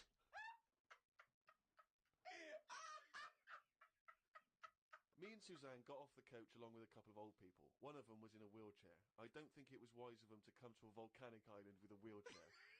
Everywhere's pretty rough, paved and slopey. Guess I'll keep an eye on it as the weeks go on. Day 2 in Gran Canaria. Brilliant. We're only at day 2. The hotel's a bit odd. I've never seen as many cross-eyed people in one location. That's enough, isn't it? That's amazing. Well, you may as well let me read on a bit more. No, this is amazing. Well, come back to This it is a later brilliant diary. This might be the best diary ever written. Oh. While sat listening to the Kinks on my iPod, I wondered if everybody thinks in their accent. I know I do. What's this? What are you talking about? Just that, when I've been sat there lying on the lounger, right, and I was thinking about stuff. How do you know you think in your accent? Tell me a typical thought. Because what I mean is, say if I was like, if I saw something, right? Do you know how I say like, oh, that's a bit weird, isn't it? But that was I don't being have said. to. But when you think, I don't think the sentence is like I'm saying it. It's just a thought. The thought appears. It's conceptual and it's already there. It's not like I go, Rick, what? Just looking at that fellow over there, were you? Yeah, I was. Yeah. I was thinking it looks a bit weird. Oh, so was I. I don't think out whole sentences. Whereas you have Carl, stop listening to the Kinks for a minute. Look over there. More cross-eyed people. No, well that's Is that how your mind works? In a way, yeah. And Brilliant. that's when because I That thought explains a lot. It's great that he has to think that whole sentences. because I thought that's weird, isn't it? Like I didn't think that's weird, isn't it? And I thought I actually think in my accent. And then I thought, does Stephen Hawking, does he when he's doing his maths and that? Is he? I don't know where he's from, so I don't know what his accent would be like. I think he's from Kent or Cambridge or Oxford. Right. Or something. So So you think he might think in his voice, in that voice box computerised thing. voice? Just wondered. Had lunch inside today due to shite weather. Sat next to an old fella. Old men's ears and noses carry on growing as they get older. Suzanne noticed his fingers were fat too. Maybe they continue to grow. Suzanne didn't laugh when I said her arse had the same problem. Day 3, cloudy start to the day. Had pie and chips in a cafe. Had a bit of an argument with Suzanne because I thought it was daft that we were paying for food when we were on an all-inclusive holiday. Changed my mind when I saw they sold pie though. The cafe was called Tattoos. The fellow who owned it didn't have any tattoos. But we never saw his wife.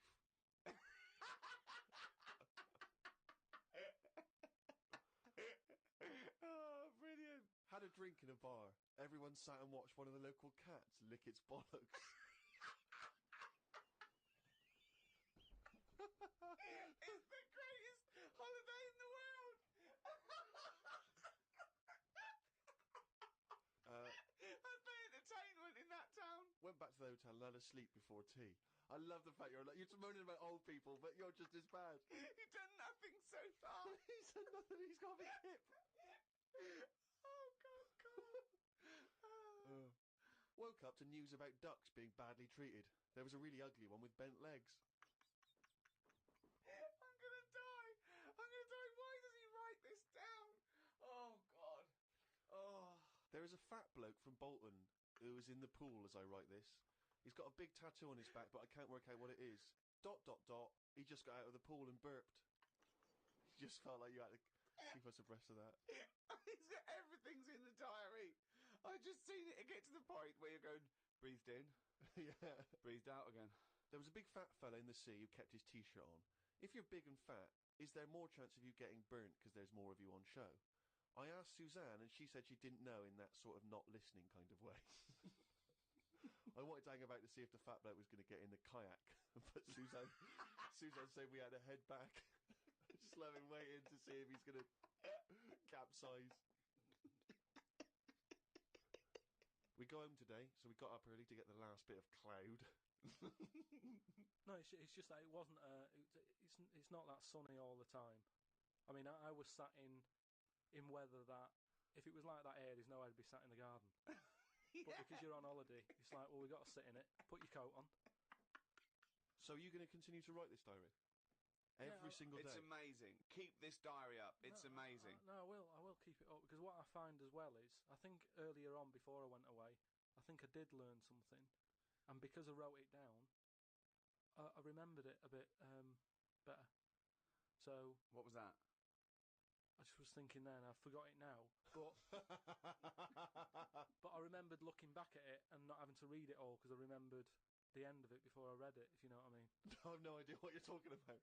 Well, if you've enjoyed the Diary of Carl Pilkington, more next week, I hope. Another week's worth. That's amazing. I'm going to try and get that published.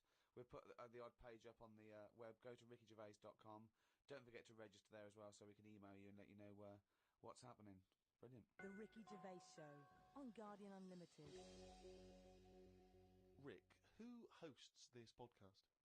The guys at Positive Internet. Why? Now, I know you're a big fan of those guys. Yeah, because they're brilliant. Well, yeah, they are, and I tell you, they're working overtime. Exciting. But what annoys me is that it looks like anyone can get in if you're willing to do something that no one else will bother with. Yeah. They did one on Big Brother where it was the stacking sugar cubes, and I was thinking, well, no one's going to bother beating that. No. There's people that walk along with a milk bottle on their head. And no one's going, oh, I'm a bit jealous of Bill. Why? He's broken the record. What? For walking along with a milk bottle on his head? Yeah. Yeah. I'm going to go into training tomorrow. They're ridiculous. Yeah. But I do like the real ones. There was one in there I got a couple of years ago, and it was about disasters. And there was one where there was some big ornamental incense burners at this thing in I think Thailand or Korea or somewhere, and they fell over and they killed 7 of the congregation. And the headline was biggest joss stick disaster. Now again, there's no one trying to beat that. There's no one going, we need 8. Yeah. We need 8 people. We're going for it tonight. What do I have to do? You have to stand quite near those big joss sticks. Okay. And what record am I breaking again? We'll tell you after.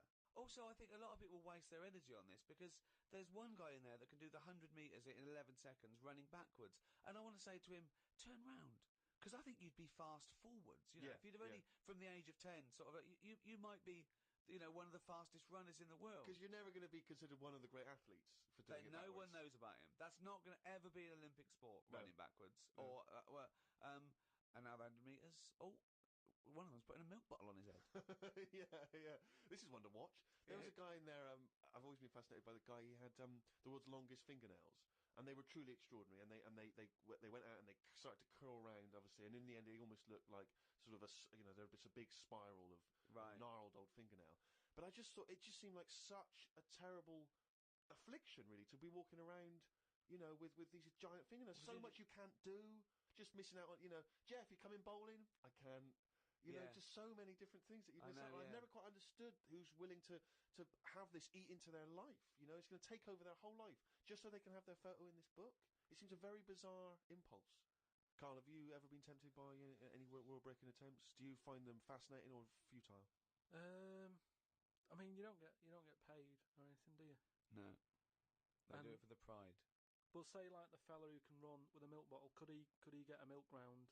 And do you understand that if you can use the skill, Yeah. but like you say, if it's getting in the way of your life and that, then what's the point? There was a kid at school who said, I'm in the Guinness Book of Records. And I went, oh, yeah. He said, no, I am. And he brought it in. And now I don't know if this is a valid claim. He claimed to have been in the audience for what, in this particular edition, was labelled, the largest audience ever for a sporting event, some giant Super Bowl game in America. Oh, and right. he claimed to have been in the audience. Now, do you think he deserves to say he's in the Guinness Book of Records? Well, sort of. I think that's a lot. As it was the largest audience ever, I think a lot of people can claim that one. I mean, If he wanted to get a name check on doing that, he would have been best saying, I was sat in the audience in a bath of beans. Because then that would add to it, and you get a little, they'd have you in the picture, wouldn't they? So, He's Mr. do it Trick that there. way. Yeah. The Ricky Gervais Show on Guardian Unlimited. Harry from Canterbury wants to know whether any of us have ever had any cruel nicknames.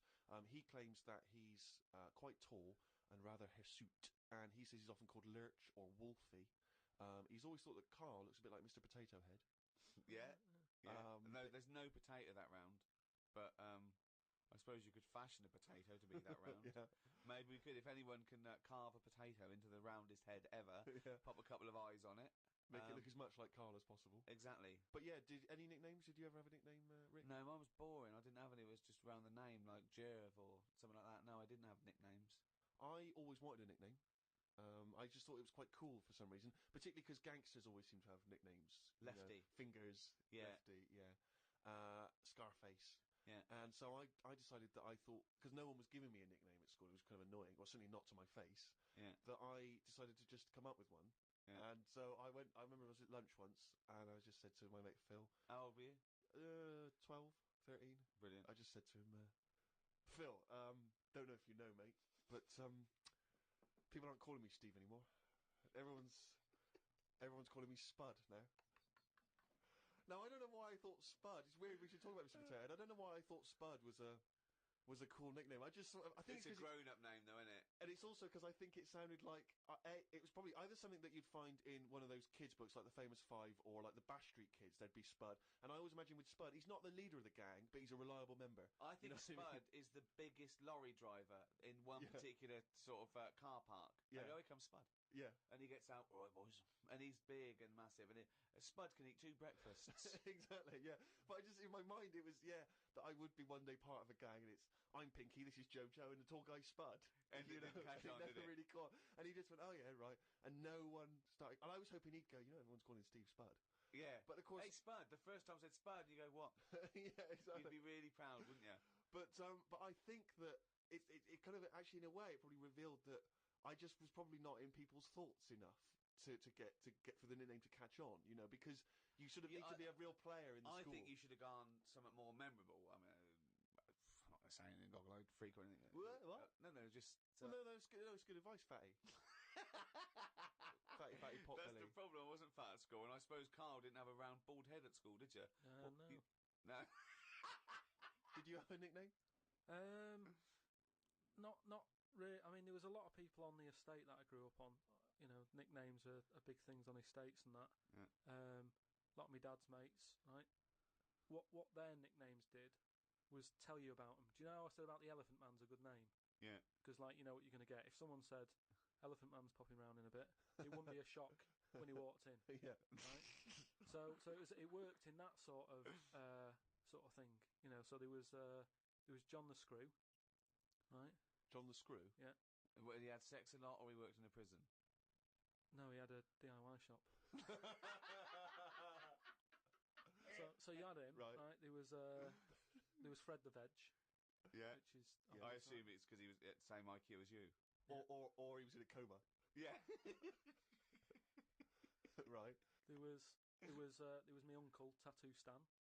All right. Yeah, he had like loads of tattoos that he'd just done himself. Oh my Right. God. The problem was because he did his tattoos himself, the ones on his left arm were really good because he was right-handed. On his right arm, rubbish. Right? So there was him, Great. and there was Jimmy the Hat. Jimmy the Hat. Yeah, Did he always wear a hat? No, he didn't. That was the point there. That he never wore a hat. That's amazing. Brilliant. How can you pick up on someone never wearing a hat? How would you ever notice? I'll tell you what, I've noticed something about Jimmy. What? Go on. He doesn't wear a hat. Why was he not called Jimmy the Parrot? Because he never carries a parrot. No, but that's just the way. I mean, that's how they work in it. I mean, Here comes Jimmy Three Legs. Why'd you call him that? He hasn't got 3 legs.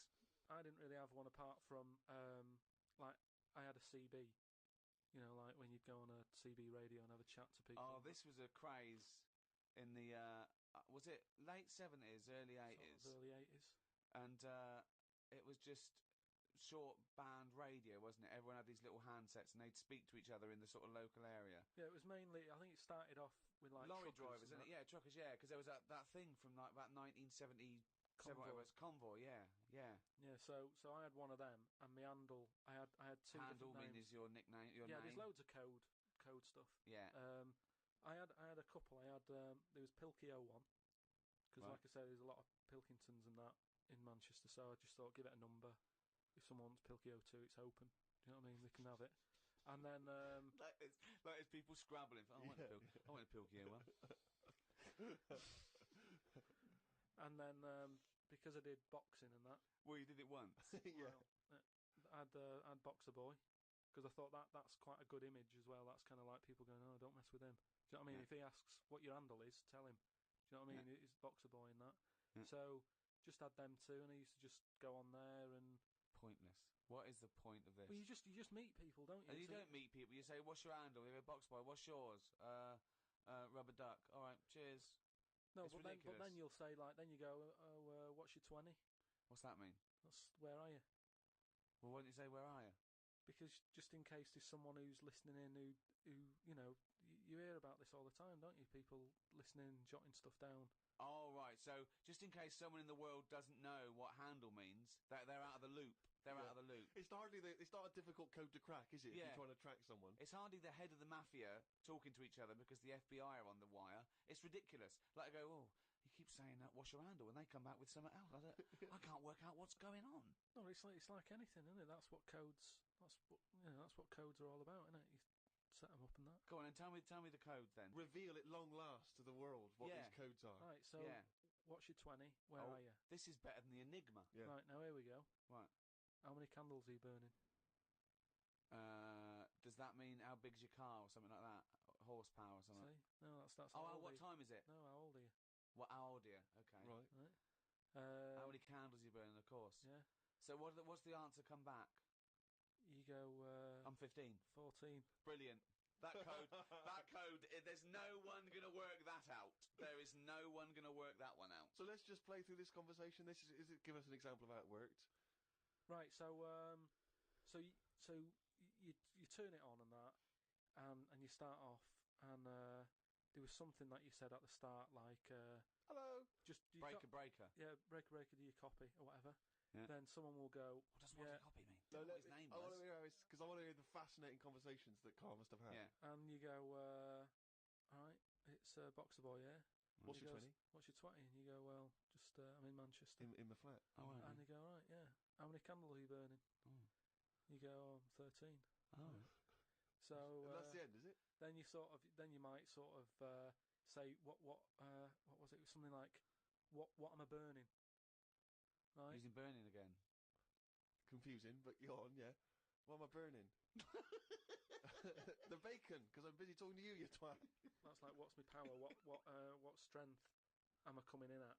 Oh, yeah. Because then you can tell if they're quite close to you. So if you're getting Yeah. someone burning a 1, We've told them. We said, wait, what's your 20? You go, I'm in Macclesfield Street. Yeah, oh, but then- right. but then you Wonder go- where they are. We've just told you. Yeah, Wonder how far away they are. but then you go, oh, that's interesting because you're burning, burning 3. I don't normally get a 3. The least interesting hobby Do you know could what ever do. I wish you'd have kept a diary of this, because this has been fascinating. Now and again, someone will come in and go side on, right? What's that mean?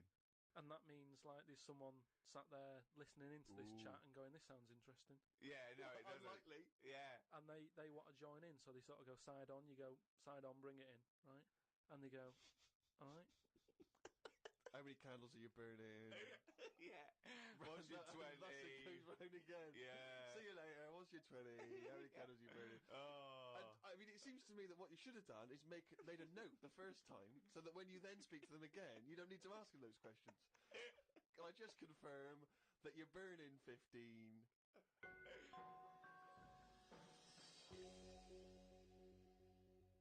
It's that time again. Do the jingle.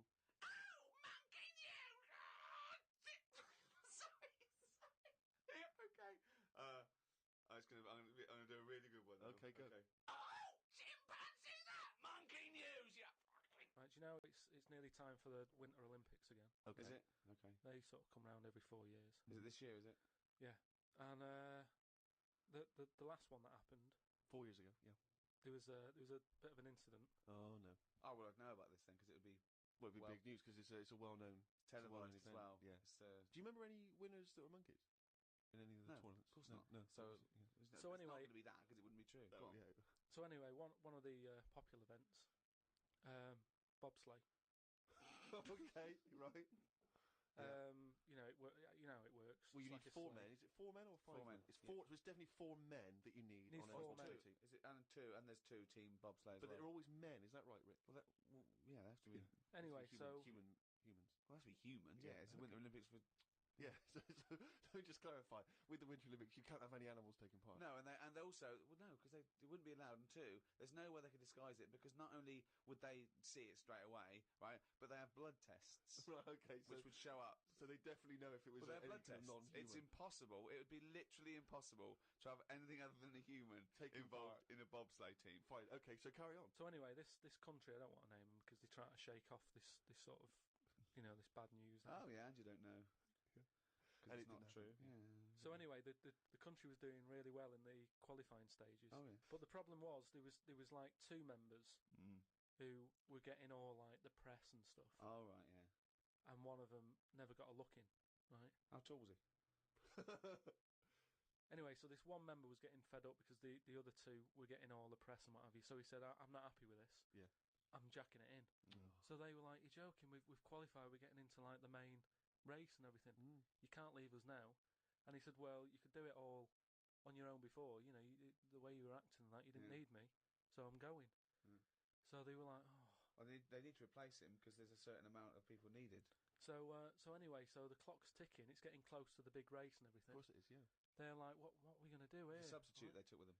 What are they Well, going they to do? must have. Yeah, they would take the substitute. So get No, him they on. didn't have any of them and that. What? It's, What? a lot of injuries and stuff. Or just get a mate to do it. Just get a mate or a Yeah, friend mate, or the coach to do it. Yeah. But there's a lot of responsibility on these people, and you won't want to let your country down and that. And they're like, "What are we going to do?" Get a waiter or anyone. Anyway, in the hotel. the time comes for the race.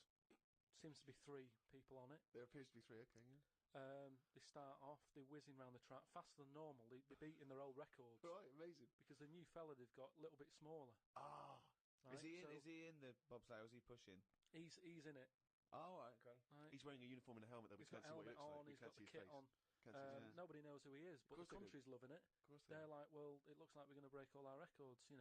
Good. It's good that they found someone new. Yeah. Bet the other fella who left is sort of kicking himself, thinking, "Oh, I could have been part of this." Anyway, This wasn't a bloke that had very short legs and long arms, was it? what happened is they're whizzing round the track and what have you, Faster than ever. Yeah. faster than ever, and the press are like going, "Beating all records here."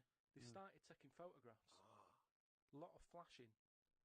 A lot of flashes from the cameras and stuff. Right. Of course. Suddenly, the bobsleigh goes a bit sort of mental and whizzes off the track, right, into like all the tyres and stuff that they have for protective. Oh, they love tyres, don't they? Bobsleigh members. Some of them sometimes you can find them swinging in one, or maybe eating a banana. Ambulance comes rushing over and stuff. The other 2 members are looking pretty nervous for some reason. Mm. Oh, what are they doing? They're saying, "Look, don't take the helmet off because you can do more damage to the Well, neck." don't tell the paramedics how to do it. They know their job. Yeah, they know their yeah, job. yeah. So they were Please. like, just and plus, he doesn't. He came in at last minute to help us out. He doesn't want everyone to know who he is. He's Yeah. not after the limelight yeah, like some of the members we used to have. But he Yeah. just was helping his country out. yeah. Leave the helmet on. Anyway, they get him in the ambulance and stuff. The other 2 are looking a bit worried and what have you. They're gutted. They lost the race. The little bloke, is the bloke not saying anything? Is he not? He's in the ambulance now. Is he not saying anything though? Anyway, word got out, right, from one of the ambulance drivers a few weeks down the line, once all the dust had settled on the Olympics and stuff, and light news day and stuff. Yeah. It was reported that one of the ambulance drivers said that on that sort of dreadful night when the country lost out on a medal in the bobsleigh, he sort of reported that there was a monkey in the back of the ambulance. People were like going, you're joking, I don't aren't remember you? this. I don't remember this at all. Well, this is it, you see, because they sort of swept it under the carpet a little bit. Right. They were like, this is crazy talk. It's all shit. It's This all is shit crazy again. talk. Once talk, absolute shit. Where'd you get this from? This is crazy talk, right? It is crazy talk, and it's from the mouth of Carl Pilkington. But the weird thing is that backed it up. Following week, there was a story of some people who visited the zoo saw a chimp in a neck brace. And that's this week's Monkey News. Bollocks.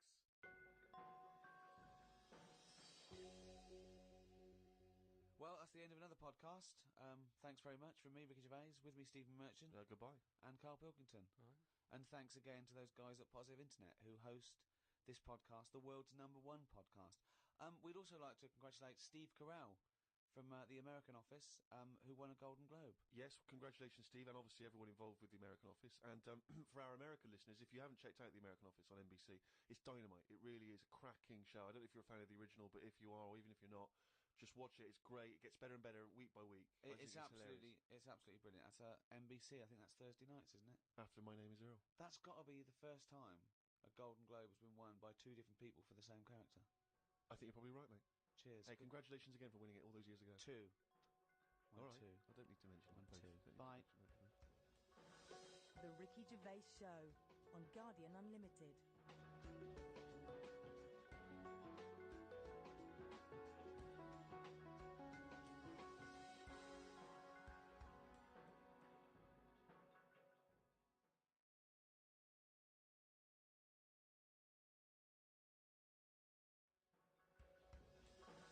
The Ricky Gervais Show on Guardian Unlimited. Hello and welcome to number 11 in our series of 12 podcasts with me, Ricky Gervais. Hello, Stephen Merchant. Hello. And Carl Pilkington. Right. Now, Carl, you have become a phenomenon. Okay? Right. This is a news story that's gone everywhere. It started, I think, in New York, Reuters, and then that's been taken up by every Reuters network everywhere. India, all over Australia, England. Okay, here it is. The headline is, Podcast makes Britain an unlikely internet icon. Britain there, Briton. Okay? Now, this is the story by Mark Egan, and it came out of New York originally. Unemployed British radio producer Carl Pilkington has become an unlikely superstar by using the medium of podcasting for his bizarre statement about eating an animal's private parts. Remember that? Yeah, it was more about like that reality show. Well, it says that here. It was during a discussion on the Yeah. Gervais show about a reality TV show where contestants were asked to eat an animal's penis. Pilkington made internet history while talking about this, it says, right? First, he said he could not eat an animal's penis in the morning because he had a delicate stomach. He then proclaimed, using the British slang for penis, I could eat a knob at night. Okay? His knob soundbite has become so popular that a Google search for I could eat a knob at night yields more than 500,000 listings, okay? Among them are T-shirts featuring the slogan, okay, and Pilkington's bald head, selling for $17. Why did I have to make a point about your bald head? I don't know. Why is that getting a little mention? Wow! That doesn't matter. See the T-shirt. Have a look at it. I mean, what is bald? I'm not buying one then. It's not going to make any difference. Either you want a T-shirt with me head on or you don't. It's not an issue. All it says is, But among also, them are all these- T-shirts featuring the slogan and Pilkington's bald head. I also liked it when it said, Pilkington plays the village idiot on the Ricky Gervais show, okay? Now, plays the village idiot suggests that he thinks you're a character, that character being a village idiot. The problem is, the fact that you're not a character, to me, suggests that you are just a village idiot. A global village idiot. Yeah. Mm. Now, Just on the websites though, when it said there's loads of websites about eating a knob at night. yeah. Have they looked at each website and gone, yeah, that's to do with the podcast? Yeah. Or is it just like gays and that saying, oh, I love a bit of knob at night? It's a valid question. It's a valid question. That's why you're an internet icon, Carl, because you say things like that. After Gervais mused on the show that the soundbite could be used in a dance remix, it took just a few days for the internet to be awash with songs using the soundbite as a hook. So what do you think of that, Carl? Oh, What I mean, is it big in India? Well, I don't know. It goes around the world. This is a story. I know, but I that's just showing can't the believe world. the problems that if I was in India, I wouldn't be getting upset about someone in London talking about a knob at night with the problems they've got. Well, I don't think anyone's getting upset in India. No, He's but just saying that the it's saying information everyone's- I can't imagine people walking around India. Have you heard that song, Knob at Night? I can't imagine that happening with the, they're hungry in that and it's dusty and everything. You sort of That's go- your image of India, is it? They're hungry and it's dusty. I assume it's the parts of India that aren't dusty and in poverty. There is a lot of poverty in India, but there's also Yeah, but these it's parts of still a major civilization, and the people that live in apartments with computers, they probably might tune in. But I don't think it's an issue all over the world, is it? Because there's some places where they eat dogs. They'd go knob at night, not a problem. Might not be a bad thing. They go, why is that out on a t-shirt? I had one last Wednesday. Not an issue. What do you mean? No, that's what I'm saying. Yeah, again, if there are cannibals listening, if there's in places that you wouldn't travel to, and they get hold of a little laptop and an iPod, and they're listening to that, I can eat a knob at night. Then they're going, "What's the problem? What's the big deal? We love a knob at night. Yeah, We love a little knob at night. Yeah, bollocks in the morning, knob at night. That's the rule." But what about the fact that they're saying you're a phenomenon, a global phenomenon? Because when you were, a tiny little round-headed mank growing up in Manchester, you could not surely have ever anticipated that you would one day be described as a phenomenon, an international phenomenon. But at the end of the day, I went to that school, with a kid with a big head and webbed hands. Now he should be being talked about. Well, maybe he doesn't want to be talked about. If you've grown up with a big head and webbed hands, the last thing you want to be is talked about. He wants to put on He wants to blend into society. He wants to put on a bit of a pair of mittens and paint his head like a crash helmet, so people think, oh, it looks like a big head, but it's probably just a crash helmet. Yeah, just go about his business. Yeah, Unnoticed. won't get stopped on a bike or anything. Yeah, but I say if you've got something that's a bit weird, use it. That's what we're doing. That's exactly what me and Steve are doing. We have got something that's a bit weird, and we're using it. And I want to speak to the people all around the world. Thanks for listening.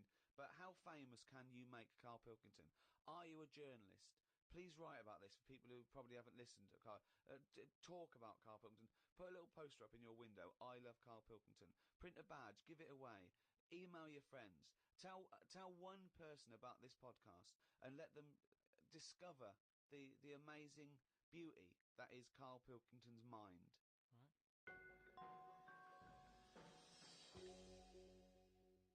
Hasta la vista, baby. I'll be back. Rather than something that has just got an answer, I totally agree. right? So teaching them the quest for knowledge, inflaming their but imagination. just freaking them out a bit as well. Just going like, See, I knew that's where it was going. Because as soon as you started talking, Rick, I was thinking you're thinking some of the big existential or philosophical questions. You know, does it mean to be human? What does it mean to interact with other Exactly. humans? To be a humanist? Or teaching them sort of like philosophy on a basic level, that teaching them the love for learning. So get back to a roots level, so they want to learn and then they will learn, as opposed to just teaching them facts. But Whereas he was thinking, freak him out a bit. yeah. no, just like like I read the other day, and someone sent it in on email, like how there's a dishwasher that's been found on Mars. Rubbish. Whoa, what? But it's not true. So tell them that. But and it's not say, true. Go home and write about it. How did that happen? But it didn't happen. Well, it did happen. It was in a science magazine. No, it didn't happen. There's It was not a in- it was in a dishwasher on proper- Mars. Why not? Because What do you mean, why not? how did it get there? But we're always sending like rubbish out there and that. It's like Not dishwashers. What do you think the council take it away and they go, where can we put it? Well, the tip's full. Well, where's the nearest thing we can dump this? Mars, I imagine. no, but the same way that fella who I don't know, was it 2 Christmases ago when he was messing about saying I can get stuff to Mars and all that. He did it wrong because he did it on like Boxing Day, and I just think nobody's concentrating. No one wants to work on that day. It's kind of like, do you know what I mean? They're going to do stuff sort of half-arsed, aren't they, Sure. on Boxing Day? So it didn't really get there, I don't think, but it crash landed. What are Right. you talking about? What was he trying to do? He was sending something up to Mars. Who Yeah, was? that little fella that wanted to get something on Mars, and The it got, probe, you mean? and it didn't open properly. Yeah. It got there, didn't open. But the thing is, it got there, it didn't open properly. No one's been back to pick it up. And what I'm saying is, Yeah. we're saying about going to Mars as our next planet. It's a tip. There's loads of stuff that's been No. flirted up there. No, it's not. What are you It has, talking it's about? it's just all like that probe thing is still there, rotting away. Yeah. So ipso facto, there is a dishwasher on Mars. We've Yeah. settled that. Why would they have a dishwasher on Mars? Would they take the dishwasher up in the space shuttle in case they had dinner parties? What are you talking about? I just think they would have a little dishwasher in there. There's a lot of them, tight space. You don't want a bit. Who's going to do that? You know, that means. Do you know how much fuel it takes to move a kilogram Yeah. out of the Earth's atmosphere? So they're going to take up a dishwasher, are they? Sorry, but what are they cooking up there, Carl? How many people does it take to fly a rocket? I How many people? Tell me how many people. Well, it's either one monkey with a banana shoot that feeds it, or probably 2 or 3 humans. Right, say it's 3 humans. Yeah. Now there's 3 humans because they need one to steer it, one to like be going, yeah, we're all right. yeah, I one know to Want the stop to at make the some hors d'oeuvres. one Another to one to stop at the petrol station to but get what, more. what I'm saying is, if you're going to start having a sink, then whoever's They washing haven't got up, a sink. I know because they've got a dishwasher. He's got you there. But anyway, I'm not going to go into that. But all I'm saying is, teach kids things about. Say to them, right, when you go home tonight, there was dinosaurs knocking about ages ago. How would you have lived with them?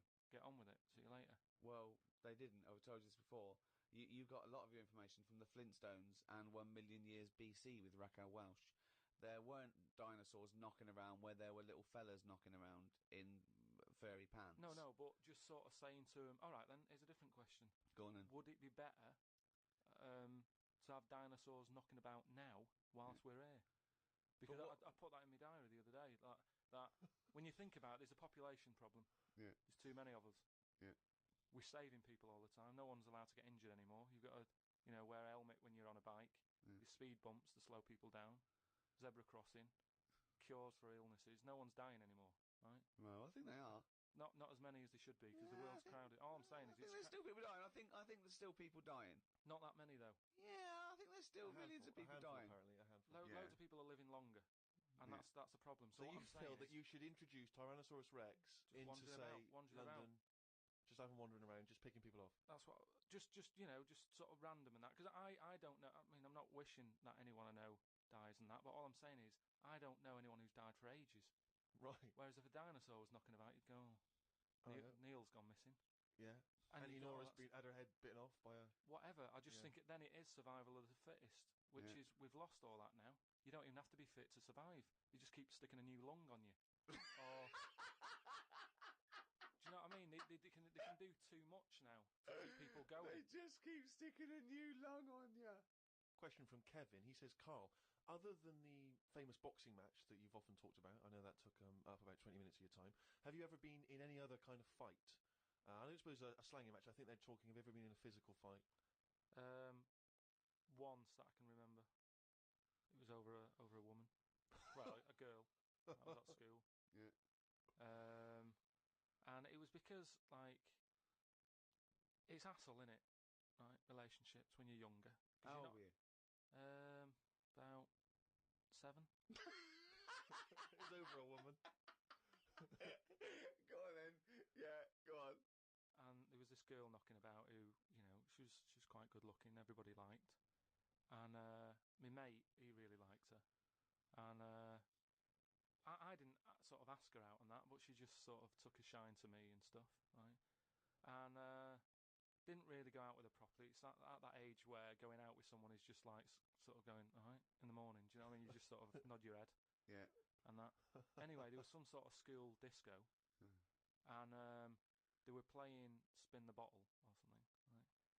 And I sort of wandered over to see what was going on, and I stood on this girl's dress and put a hole in it, and she started crying. I was like, oh, I can't be dealing with this, right? What's up with you? It's old, what's up with you?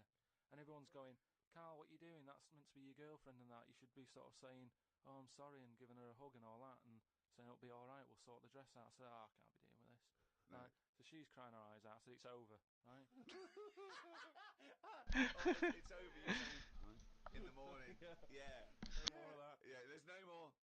In the morning. So I go to the toilet, right? And this lad who fancies her comes in and goes, you're out of order, I'm saying, what are you on about? So there's two 7-year-olds. Yeah, you're out of order. Keep out. Yeah. Cut it out. Show her a bit of bloody respect. Sorry, were you wearing trilbies? Yeah. He put his cigarette out in the sink, and he just said, leave it. Get out of my face. So I just sort of said, look, why are you getting involved and all that? Yeah. Two Yeah. Why are you getting involved? And it was obviously like because he fancied her and that. We had a Yeah. bit of a fight in there. Yeah. I accidentally sort of chipped his tooth on a sink. Right. Wow, is it like a proper? Sorry, this is like someone from Lock, Stock and Two Smoking Barrels. Yeah. What are you talking about? 2 7-year-olds in a toilet. So you put a hole in her dress. I don't know how that. What I were you don't wearing? know, I just Football stood boots. on it. How did you make a hole in her dress? I don't know. It was like that sort of material. You were like, wearing winkle pickers. like crepe. You know what I mean? It was like a crepe dress or something, Yeah. Right. and that So, got a hole in it. so you're having and when you say you're having a fight, I mean, are you wrestling with it? You got sort of arm locks a and little bit of headlocks. wrestling and shoving about and that, and it was an accident. I didn't sort of go right. I'm going to break your teeth or anything. It's just that I happened to push his head down, and his tooth hit the sink, Yeah. Right. and it chipped and what Yeah. have you. After that, like I sort of left there and stuff, and we had to go into assembly, and there was a copper in there doing some presentation saying, "Listen, kids, don't get into trouble, because we're out there and we'll get you." Right, so sort of try to teach the kids young not to get into any trouble and stuff. So I'm sat in the assembly room thinking, oh God, there's a copper here talking, and like my mate's going to come in a minute, like with a chipped tooth and everything, and Questions are going to get asked. that's what kind of happened. I mean, the coppers didn't get involved. Yeah. Did you turn your back on violence after that? Then? Yeah. Well, I he said you'll never take me alive, copper. yeah. So yeah, that was the sort of last fight. Brilliant. The Ricky Gervais Show on Guardian Unlimited. Some of the questions coming in now, Rick, are just I don't know what they're intending. What response they're hoping for, really. This is one from Rob. He just says, I was just wondering, what are Carl's views on the human appendix? What do you think, Carl? What do you think of the human appendix? Never worried about it. Well, no, I think Rob's point is that it's sort of pretty redundant now. The appendix used to be an organ that was packed with these enzymes that help break down things like cellulose. But because of our diet now, and because cooking and other things, we don't need to eat a lot of cellulose. We don't eat very, very low grade things like rabbits, for example, huge appendix and cecum, and they use it to break down cellulose. They actually eat their own feces to get it through again. But we get a lot of nutrients out of food now. We eat very rich food, so we sort of don't need the appendix. And also, when something goes wrong with the appendix, if it bursts, it can infect you and you can die from it. So sort of what's the point in having it? We don't need it, and it can only cause us harm. That was the question, I think, that Rob was putting to you. So now what are your thoughts on the human appendix? So this is kind of what we've talked about before, where He always says that. He always says something like, "Oh, we've talked about this before," and the thing that he's talked about is nothing like it. Yeah. There's never. Go on. no, but just like in the way that we've messed with our body and we've messed with the world too much. Yeah. If we've got an appendix, we must need it. If it's dangling about, right? Well, no, because such is the human evolution is that as you said before, it's no longer based on survival of the fittest, because we can fight nature and combat it. So our evolution, if you like, socially and everything else, it has been much faster than our biological Yeah, but evolution. what I mean is we've obviously interfered somewhere along the way, and Well, and we shouldn't have done. interfered, Yeah, yeah. well, we shouldn't have done, because it's the same way like if we didn't have planes and that, would we have wings now? If we'd have No. needed to get about, No. would we have had wings? No, the answer's no. Next. No, but you say that, but look at the Because way. he's right. He says it because he's right. No, but all I'm saying is you see that little picture of like an ape to man. Yeah. At first, they're crawling about on all fours because probably you're looking for food, so you want to be down there. So Right. if you're on both legs, Yeah. you're missing stuff that's on the floor. What sort of time period do you think this? Because I mean, we started, dabbling with a plane maybe 100 years ago. So what sort of time period do you think this little thing who was scrabbling around looking for food stood up and I walked? don't know. I sort of don't worry about time. Sort Right. of Well, I'll behind- tell you now, we behind wouldn't have growth. wings now. If the Wright brothers had said, "Oh, forget it," we wouldn't have wings now. What would happen? Right, here's another question. This is one that I chuck out to kids as well. We were talking about education, teaching kids stuff. Sure. What would happen? Right, we ruin this world. Right, goes wrong and that. Right, they shut it down. They go, we're moving. We go to another planet. It's as simple as that in Yeah. his world. It's as simple as that. We can't go to Mars because it's full of stuff that used to be in Dixon's. It's like a tip. Yeah, it's a nightmare. So we can't go there. We go somewhere else. So you find another planet, wherever it is. Right. Wherever it Um, is. Easy. Something that I've always wondered about: if we do that, do we start New Year's or do we carry on? What do you know what I mean? Do we say, oh, it's still 2006, or do we go, it's world new, whatever, Yeah. new world? That is definitely the first priority. It's year one, right? We've sorted that out, right now. Well, it depends, doesn't it? Once Because a year might not be the same on this planet. we'd sort that out, right? We'd sort out what year it is and that. Well, no. What I'm saying is, we'd have to start again anyway, because the planet might not take 1 year as we know it to go around the sun. It might not take a day to turn. A day is a day because that's how long it takes. Yeah, but we'd have to carry on as we know, because we don't want to start doing longer days and that. Otherwise, it'll just kick off and say, "This is rubbish. This new world. What are you doing?" No, I'm we doing a wouldn't have a 28-hour choice. day. We wouldn't have a choice. A day is how long it takes the planet to But turn, and a year is how long it takes that planet to go around the sun. But once. a day is man-made, really. There's places in the world where they're working in the dark, isn't there, in Iceland and that? But they don't go, well, it's dark all the time, so I'll stay in bed. Well, no, but there's still a day. It's still 24 hours in a day in Iceland. Yeah, but we only work by that clock because that's what people use at the moment when they go, what time is it? You go, it's 20 past 11. No. We use that because that's how long it takes the planet we're on to I've never worried about it like that. I've just always Well, gone, no, I'm telling you, Well, that's because you weren't asked to get involved when they came up with the idea. I'm telling you, that's what a day is. It's how long it takes your planet to. Yeah. What would you mean? What? No, I'm just saying that's fine and everything. But if when I was born, people said there's 26 hours in a day, I'd go, fair enough. I'm not going to argue. We could have made up how long an hour is. Yeah, we could have made hours shorter and get 26. Well, they're saying they're going to do that. Because, no, they're not. No, they are, because they're there's so not. many people in the world. Yeah. This is what I was talking about before. They've got to create more jobs. The only way to have more jobs, keep shops open, take on more people. Everyone's happy. That makes no sense at all. Right. Say if there's 28 hours in a day. Yeah, it'd still be 24 hours long as we used to know it. No, you'd have like, oh, what time is it? Oh, it's like 20 past 25 or whatever. Well, you're not making any sense at all. No, I'm just saying. The Earth would still take 24 hours as we know it now. Forget it. Hang on a minute. There's more interesting territory here. Let's say we've got to our new planet, wherever that is. It takes 14 hours. Okay, to do its turn. So we call that a day, right? So we've now agreed that 14 hours is a day. But nothing. It's going to take ages to get the town centre built and that. If you've only got, I'm going with you. I'm defending you here. all right. So we've got that. We've established what the day is. We've established what a year is, right? It's year one. It's Carl year one. What next? All right, we've got all the people. We've moved to another planet. You said you had a bunch of other questions. Don't forget, our sleep patterns have evolved on a day. The reason we sort of like go to sleep at night and have about 8 to 10 hours sleep is because that's our evolution. No, but that's just because that's what we've got used to, isn't it? Yeah. You look at a sloth, that's asleep all the time. Yeah, that's got the same watch as us. And it's doing what it but wants. it evolved differently, didn't it? It Yeah, evolved but it's living now in 2006, so wake it up.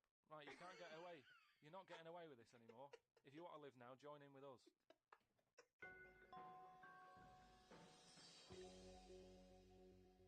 Well, it's that time again. It's the feature that the world is saying could rival Monkey News one day. Ready? Oh, what's he written today? Well, Carl's diary. You didn't explain what it was. Carl's diary. Actually, as one person said, if we are going to get it published, we could maybe publish it as The Diary of an Idiot. Very good. So, a little riff there on one of the most famous diaries. Sunday, got up, sunny day, so I went for a walk in the park.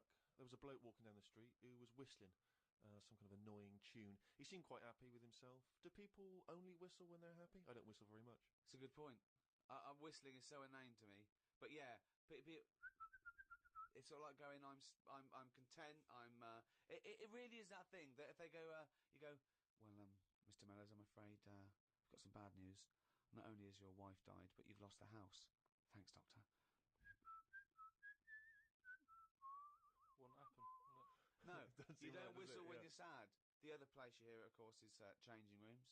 And that's men going, I'm whistling, so I'm not looking at your cock. How could I be? I'm concentrating on whistling. The lake was frozen over where I was walking. The ducks looked worried. They were sat on the edge of the lake waiting for it to melt. Were they, Carl? Yeah, we just sat there looking, sort of going, oh, what's going on? I don't know. How long is a duck's memory? Because I wondered whether they're going, this doesn't seem right, but I don't know why. I asked Suzanne why ducks don't use their wings much. They seem to walk and swim more and don't bother using their wings. Suzanne said she had to call her mum and dad, so I never got an answer. The old excuse. Yeah. Suzanne. Oh, I can't talk now, Carl. Gotta phone my mum. Mm. There was a marathon type run going on in the park. It reminded me of the time when we were moving flat. It was the day of the London Marathon. Me and Suzanne were walking down the middle of the road taking some stuff to our new flat. I was carrying a lamp and a kitchen bin. People were clapping me, thinking I was doing some kind of fun run.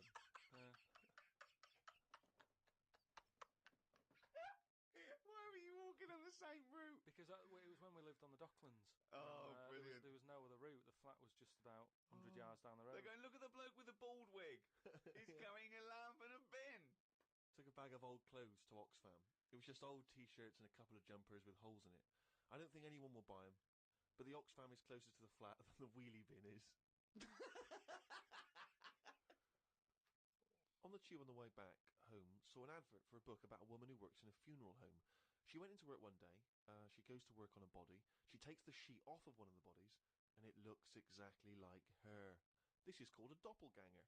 What's a doppelganger to you? It's the thing I read about ages ago where someone was walking down the street. Yeah, and he sees somebody who looked a bit like him. And no, this was weirder than that. Go on. He remembers like going down that street as a kid on his bike whistling. Yeah. And then he's walking down the street, going to get some milk or whatever from the shop. Little bike comes whizzing past. He hears the whistling. He goes, "That's weird." Looks at it. It was him when he was a kid. So it's like a time. Shit. What do you mean? It was him as a kid. This is like a different form of doppelganger. It's just Well, it's impossible. It's rubbish. some sort of time thing, isn't it? No, Just it's time not even that's impossible. So don't It's worry just some about kind it. of time thing, Rick. No. Yeah, It's it's just something some you kind of read time thing. again on the internet, or it was a short story, or something someone told you. On my walk back from the tube, I saw a jogger who was pushing a pram at the same time. The kid looked terrified. Got my science book out. It said that the static you get on the telly when a channel isn't tuned in properly is radiation that is still knocking about from when the Big Bang happened. I thought about the Big Bang and wondered if it was really a Big Bang, or did it just sound louder as there was no other noise to drown it out. Good point, though, isn't it? Carl's diary, Rick, never ceases to amaze. More from that next week. Hey, fool! Don't give me no back chat, sucker! So you go, oh, it's getting worse. Can't do anything. So anyway, so he goes home. Is that the price of human eyes? Is it? So he goes home, he's looking in the paper, right, and he sort of sees in the adverts at the back, and there's a little advert there saying cheap doctors, right? No. Bollocks. Oh no. No. So he's thinking, oh, maybe that's what I need, right? So he calls him up. Woman's there. She's like, wait, what can I do? He goes, I've got bad eyes and that. She says, oh, come in tomorrow, we'll sort them out. She's like, brilliant, I'll see you then, right? So he goes down there, and he says, right, I can hardly see. My eyes have got in really bad state and what have you. Right. Need to have them sorted out. I don't know what you do. Whatever you do, Right. I need Now, doing. his eyes are so bad, can he see the doctors? Not really. Can't Sort really- of he's squinting squinting. and that, but so he's like, "Do I need to see the doctor to, have a word and tell him what problem?" She's like, "Nah, don't worry about that. Don't worry about Just, No, I'd be comfortable if it's a. just let me inject you, and we'll knock you out, and we'll get on with it." Get And it's on, like, get the well, doctor in. Can I just tell you something about chimps as well, just before you continue? Go on. You know they don't have opposable thumbs. Now, which is why what- are opposable thumbs useful, Rick? Well, to grip something, to do anything like even simple stuff like writing, so let alone surgery. So without an But can opposable I just check thumb- now? Go on. So if I was a doctor and I was doing any form of difficult surgery, would I need opposable thumbs? You'd need opposable thumbs To be a And doctor And at any without time. you couldn't do anything. You Th- could. Thanks for clearing that up. Because the opposable thumb allowed something in our evolution called the precision grip. Right. So without that, you couldn't do anything. I'm just glad they've got that cleared up. Thanks. So anyway, so he's had the injection. He's nodding off and what have you. Right? His eyes are sort of closing and that. He hears the door open. He sort of just sees this little fella coming in. And he's like, "Hello, doctor." And he's trying to like make a chat with it, Sure. but like he's just It? nodding off. No, Just Oh, he he's never or she, called a was doctor. it he or she? These people have done 7 years medical Deeply training. respected people. How could you call it it? So anyway, he thought, oh, it's weird he didn't answer, but doctors can be quite moody. They're highly intelligent. They don't need Especially little airy well, ones. just idle chit chat. There's no room for that. Do you know what I mean? It's like, I'm Yeah, here to do a job. but if I'm going in to have my eyes done, I want a little bit of idle chimp chat. So anyway, time passes, right? He sort of wakes up and he opens his eyes, right? And it's brilliant. He can't believe it. Eyes are perfect. He's had the op. He can't believe the sight. He's like, nurse, right? And the nurse comes in because I can't believe it. This is brilliant. I've never had this such good sight. Do you know what I mean? Even when I was a baby, Yeah. and my eyes were new, I Yeah. didn't see this good. Great. So she's like, well, you know, You realise the nurse is a panda. that's what we do, right? So he said, right, so can I just see the doctor and just say thanks and that? And she's like, well, to be honest, you know, he's specialised in what he does. There's a lot of What work. a load of bollocks this is getting. Please. Where did you get this from? No, come on, let's hear the end of the news. There's a lot of like operations he's got to do. Yeah. So you know, leave him to it. He's just having a kid. You know, I'll let him know that you were grateful. You know, pays the check. Off you go. Go and enjoy looking at stuff. Yeah. So he said, no, just what's wrong with that? I just want to see that. She's No, like, that's no, fine. leave it. Just leave. Yeah, Good luck." exactly. Leave it. If And he says he's like, yeah, but I can't. You know, I want to thank him. So he's done such a good thing for me. So they're getting into a bit of an argument and what have you, and the voices are raising, right? Door opens. Gonna wake the doctor up. Well, that's what they did. They woke it up, right? They so, woke it up. So the door opens, right? Little monkey comes out, Oh. and he's like, "What's going on here? It's hospital. Why is a monkey knocking about?" Yeah. So the woman said, "Well, what do you mean? He's the doctor, right?" So he's like, "You are having a laugh, aren't you?" She goes, "Look, don't complain. Your eyes are sorted. Yeah. You know, the doctor's done it. What's the problem?" He said, "Well, if I'd have known that, I wouldn't have come here." She said, "Well, what do you mean you didn't know that?" She said, "The advert in the paper you read, it's like chimp doctors." That is the biggest load of shit I've ever heard. That really is the worst. What? And because his eyes were so bad, he thought it said cheap doctors. He saw the advert and it said chimp doctors, but because his eyes were bad, he just saw it. What journal is this in? It was years ago because it sort of says how the monkey sort of carried on working for a few years. He couldn't do anything Then about just it. He had to retired to leave play it. golf. It's absolute bollocks. He There's tried no way. I mean, it's not even worth talking about. So- It's the most ridiculous thing I've ever heard. It's the most ridiculous monkey news we've ever heard, and that's saying something. Chimp doctors, cheap. It's easy mistake.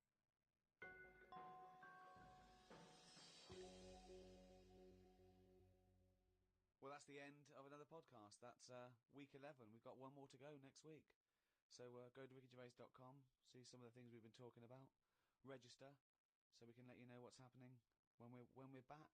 Who hosted this podcast? It was the great guys at Positive Internet who host the world's #1 podcast, The Ricky Gervais Show, with me, Ricky Gervais, Stephen Merchant, Bye-bye. and Carl Pilkington.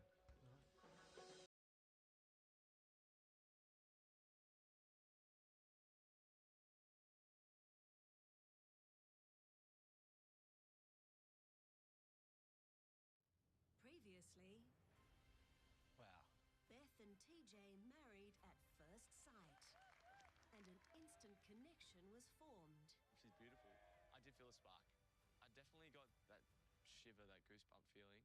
And in a world first, I want to believe in love again. both Lauren I think Clint's way better than I was expecting. and Elliot re-entered the experiment. Veronica. Oh my God. Veronica, she's beautiful. But it didn't take long before Elliot's past came back to haunt him. How long did you give?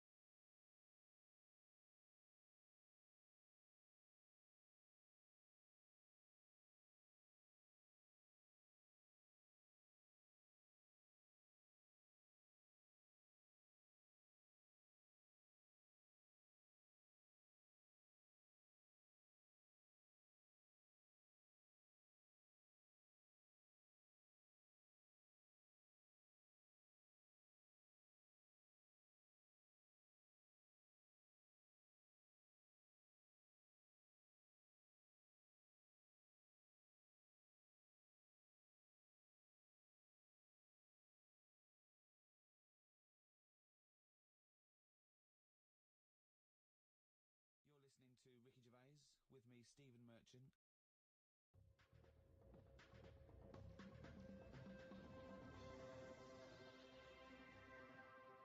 Hello and welcome to the all-new Ricky Gervais show with me, Ricky Gervais, Stephen Merchant. Hello. And Carl Pilkington. Right. You say all new, Rick. In what way is this all new? I mean, it seems very similar. It's me and Carl. I suspect we're going to be talking bollocks. I'll tell you what's new about it. This time you have to pay for it. Well, that is a nice new development. Yeah. But what about within the content of the show? Any of the classic features, Monkey News? Well, I think Carl retired Monkey News. I don't know why. Why So did that's you? been axed. It's just that we'd sort of done it all. Do you know what I mean? But will it be coming back in the future? We might do something with it, yeah. Good. I think there'll be a campaign, you know. If I know our listeners, and I don't want to, then they'll be doing an internet campaign now to bring back Monkey News. I just want a quick question, because I'm a bit confused. Is this show 13, because we've just done 12, or is this show 1 of the all-new Ricky Gervais show? I didn't know where we are. Show 1 of the all-new Ricky Gervais show. Right. Is it though?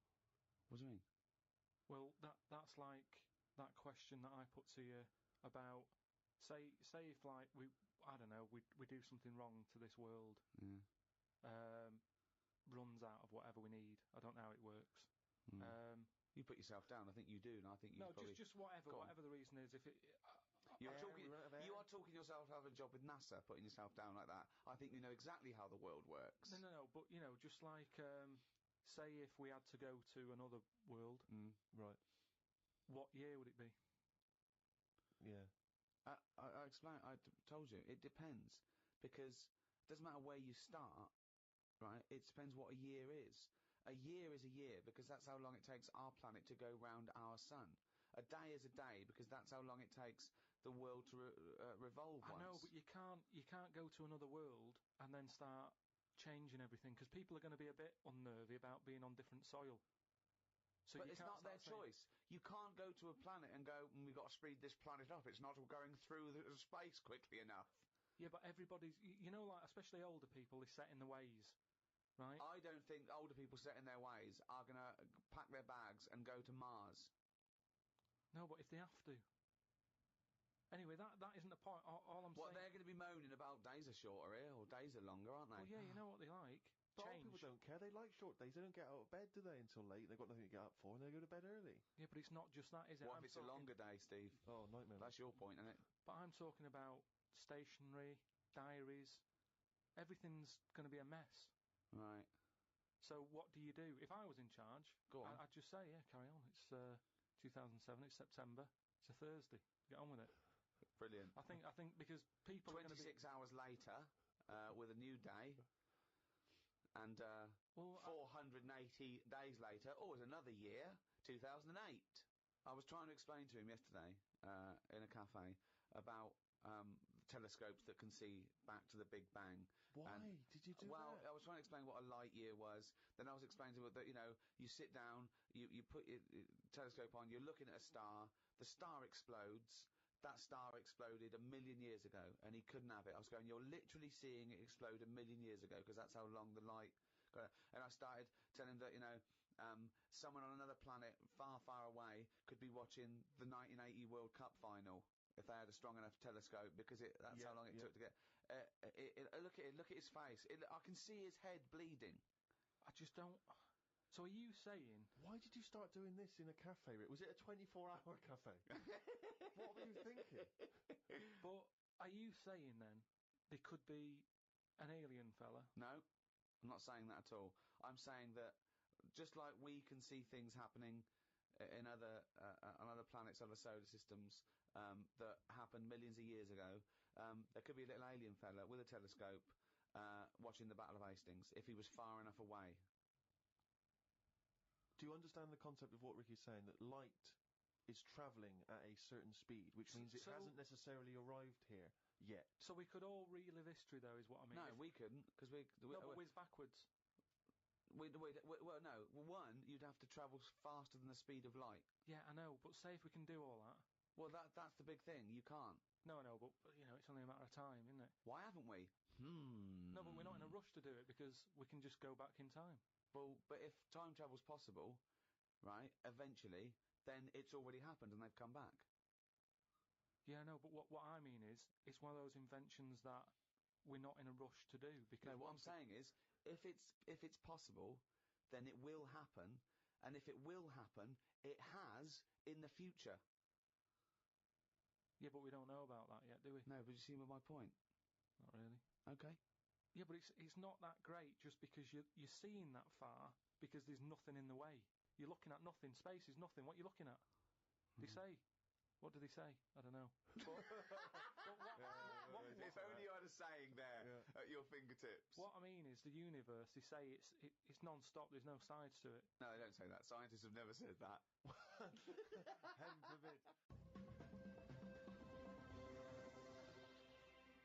Now, Carl, I know you're fascinated by the concept of the doppelganger, of seeing someone who looks exactly like you. Yeah. Jake has emailed in. He says, Carl, if you could spend a day with an exact replica of you, okay, so somehow they've cloned you, Carl, and you've got him for one day, what would you do with this? What would you make him do? What conversation would you have with him?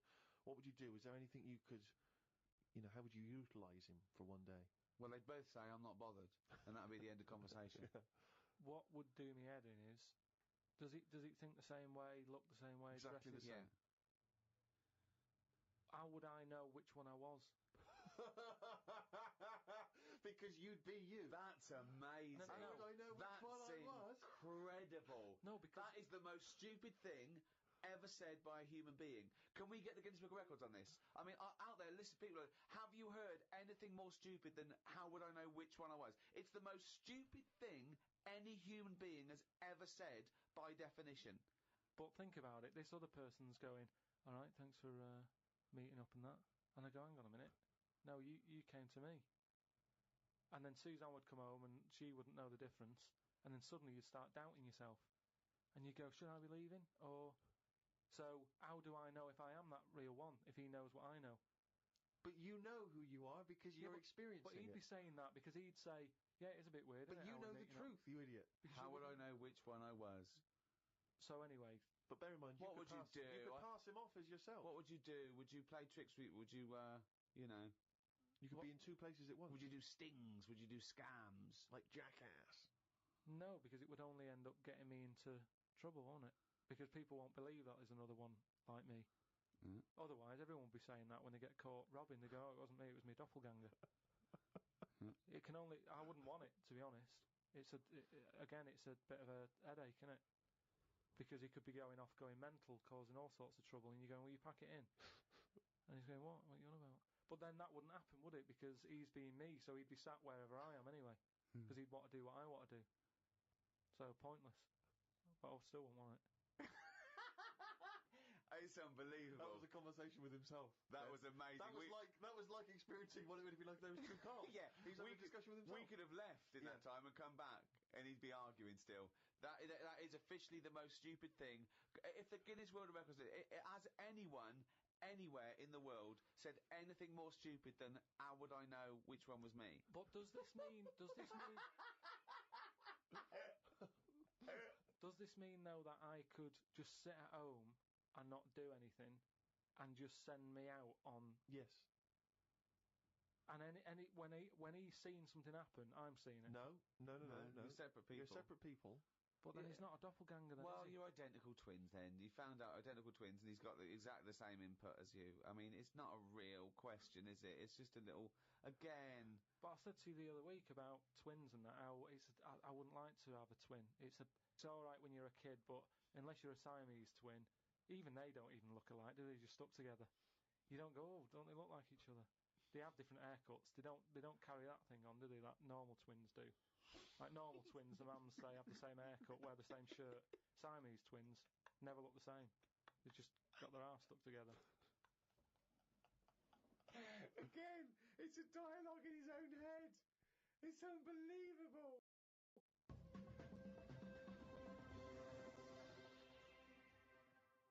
Okay, we're trying to get more cerebral now in this podcast. There's a lot of science here, real science.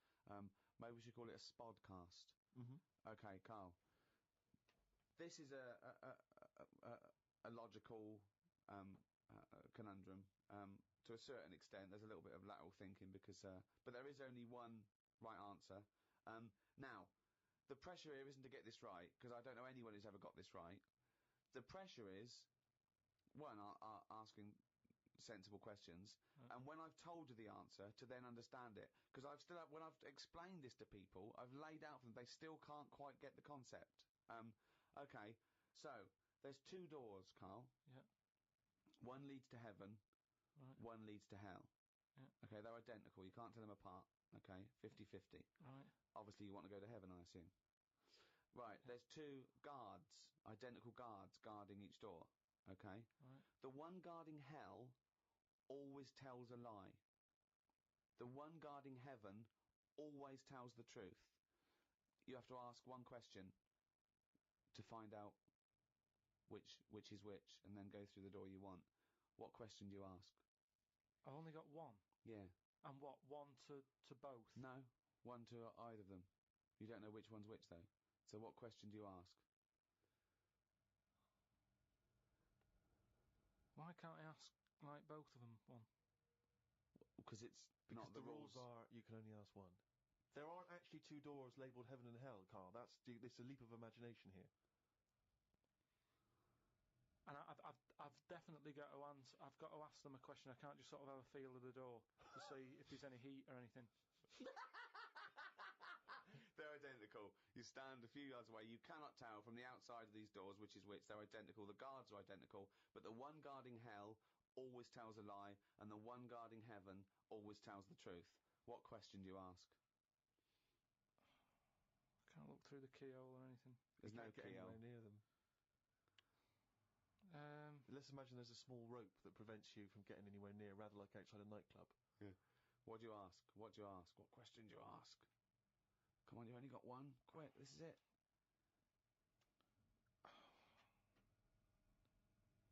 So, they stood there. Yeah. They both look the same. They're both smiling.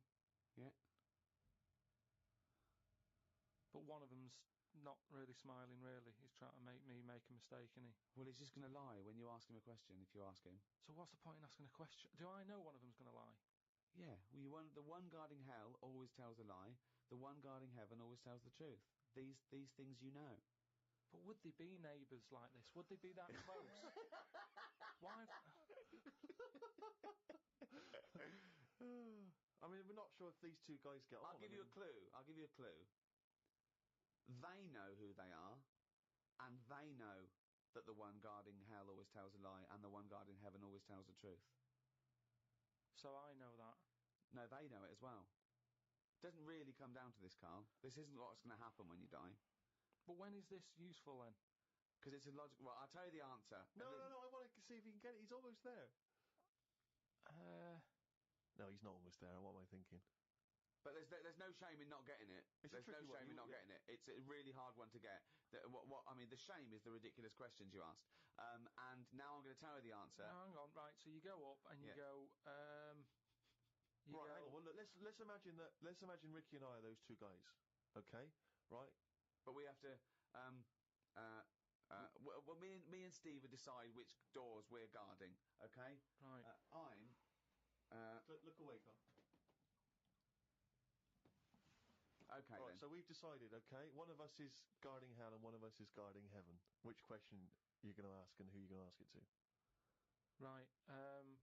I'll just say to you, Steve. I'll go. Got some post for God here. That's not a question. That's a statement. Right, you've got some post for God here. No, that's not a question. Yeah, but maybe the Alright. question's coming. You got some post for God here, yeah? And it needs to be signed. It's not a question. Still not a question. No, let him finish. Is God in? Because I need him to sign for this post. Is he in? Well, I can answer that as well if you want.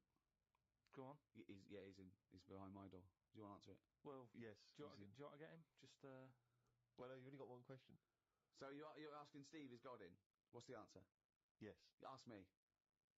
Yes. Look, lads. I'm just trying to do a job here. What am I going to do with this? Well, give it to me and I'll give it to God because he's behind my door.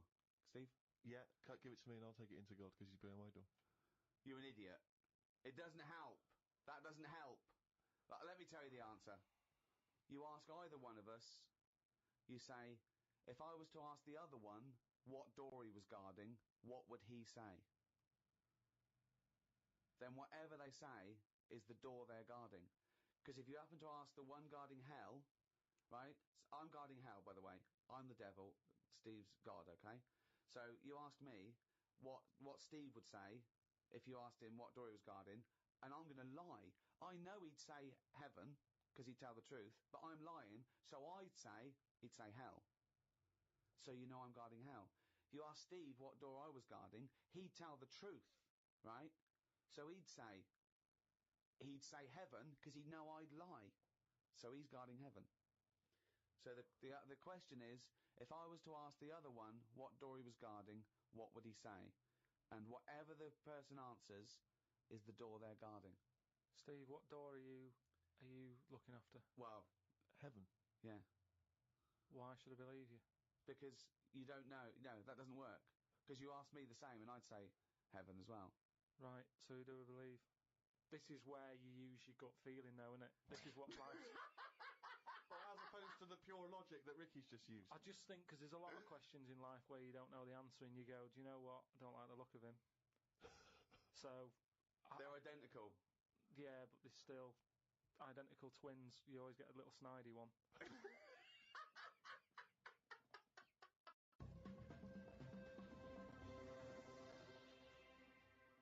Oh, chimpanzee, that is raining down. What? That's the jingle there for Carl's Diary. Still a very popular feature on show 1/13. Here we are. Got a book sent to me called Freaks. It's a bit heavy, but it's got some interesting pictures in it. Read a bit about the two-headed nightingale. She/they was on tour in London years and years ago. It cost 2 shillings to have a front row seat. She/they had 2 heads/2 arms and 4 legs. They are called Siamese twins because the first twins that were born stuck together were Siamese.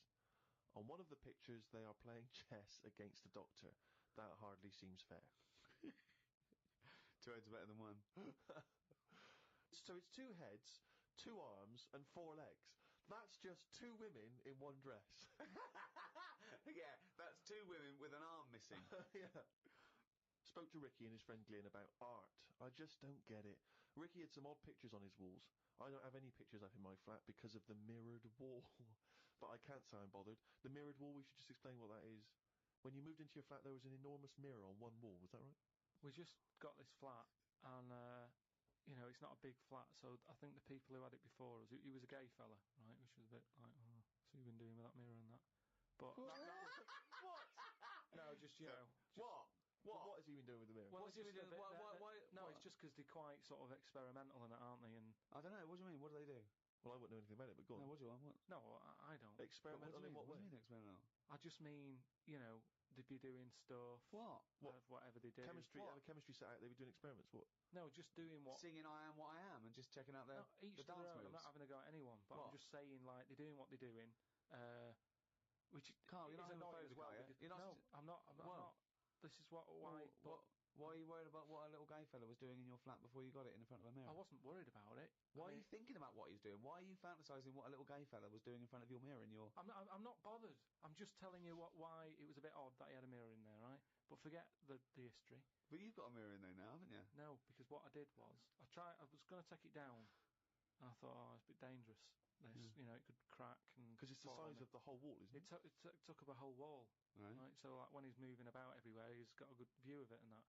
But he's got this full wall of mirror, and I thought I can't take that down. And I thought, what can I do? So I've just put wallpaper on it, Brilliant. and it looks all right. You wouldn't know, what have you? But it means that I can't put any pictures up. That's all. That's all I'm saying. Because if I put a nail in, And what don't you understand about art? What about art don't you understand? The concept? Specifics? just the way some people like, you know, the ones you've got, where it's just like a block of colour on a bit of canvas. It's like, what's that? Abstract. It's just abstract. It's you know, it's vibrancy of colour. It's a, you know, an attack on the senses. Or it could be, there could be something in there that you might see. You might not see first time round, or it could be, you know. Yeah, but there's loads of stuff to look at without having to do that. But You've that's got the point of- windows. I can understand if you had a cell and there's no windows and you want a bit of colour, but you've got a Yeah. window to look out of, and you've got like just a big block of. But I was colour on explaining this to you, the photograph where people before, the art was photography. It was realistic, and they had to make it look like the subject. But then when cameras came in, that's when people started doing surreal stuff. And I understand that. otherwise, there was no point to it. They had to find a new way to represent things that photography couldn't do as such. No, that's like when we were in London having a shop around at Christmas, and there was that picture of fruit for 700 quid.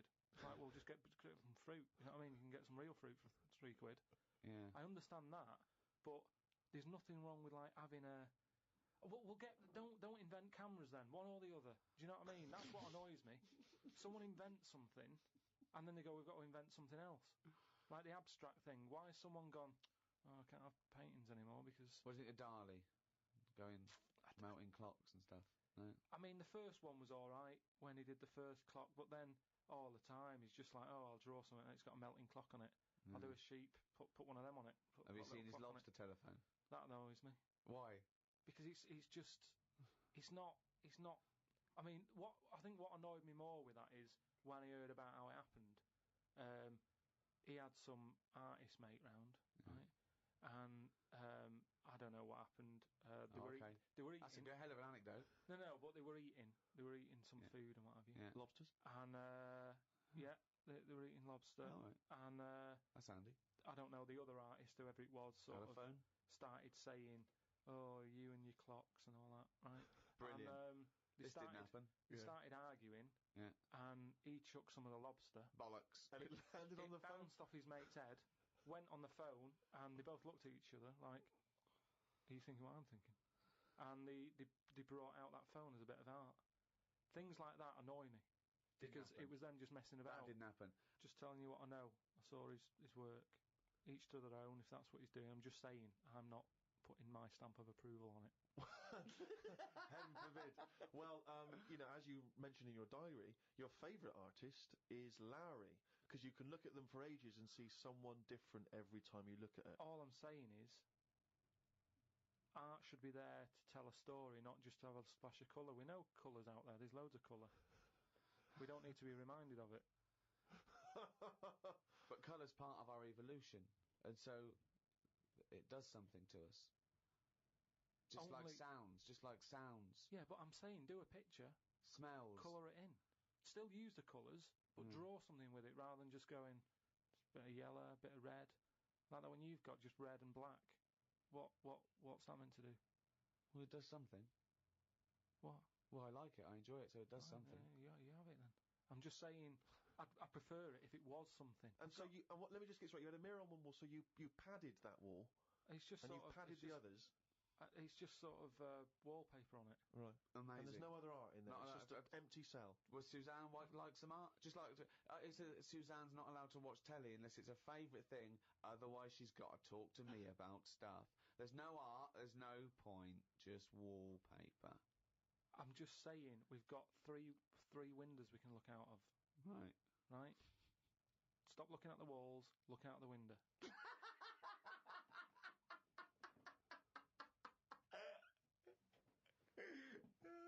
Some new words have been introduced into the dictionary. Too many words. We should have some system where we can get rid of words if they aren't used a certain number of times. Well, that we do. They do die out, don't they, eventually? Like what? You don't have to use them. No, but they don't, do they? They keep adding them. And I just worry about, this is the problem with, like, your head can only hold so much, can't it? Yeah. It all very well when Adam and Eve was knocking about. There's no history. They don't have to remember anything. All I'm saying is, fine, bring out a new word, but once you bring out a new one, bin another one. The dictionary's getting bigger and bigger. No one's keeping an eye on it. Well, I think they are. They're not. They keep adding. It doesn't grow. They don't just dig it up one day. It's got bigger. What have you done? So left it out. You're happy for them to stick in iPod, let's say. But we can pride ourselves on having more words in the English language than any other language. I think we've got twice as many as the second. Yeah. I think maybe Russian. I'm not sure about that. I'm sure someone email us, but we don't talk the most, so there's a lot of clutter there. What do you mean we don't talk the most? Well, you'd have to. You'd Nothing say as expressive as the English language. Yeah, no, because we've got a word for everything. I'm just saying that I don't use all these words that are coming out And I just think, like I say, keep an eye on it. Some sort of, I don't know how it can be controlled. But Shakespeare invented words. I think Shakespeare invented about 1,200 words. Yeah, and we're probably still using a lot of his. So why do Yeah. we keep sticking more in the pot? Right. Stop using loads of words. People are panicking in New York about the snow they're getting. It's 2 foot deep. They're saying it's to do with global warming. I don't get it. 2 days ago, they were saying the world's getting warmer and the ice is melting on one of the poles where the polar bears are. As long as we get snow on the world, does it matter where it goes? Read on the internet that heads are bigger now than they were years ago. Brains are getting bigger, apparently. This is because we're being told too much information. We are told too much stuff about things that we wouldn't have known about years ago. You've just made that leap, haven't you? Maybe heads and brains are getting larger, but the fact that it's because there's too much information cramming in them.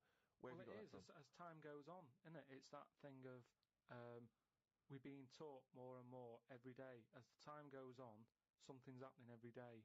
You've got to remember that. No, you haven't. You have. It's the same, like I said, you know, with the Adam and Eve thing. They didn't have that much to remember. They come on the world, they go, what happened yesterday? Oh, not much.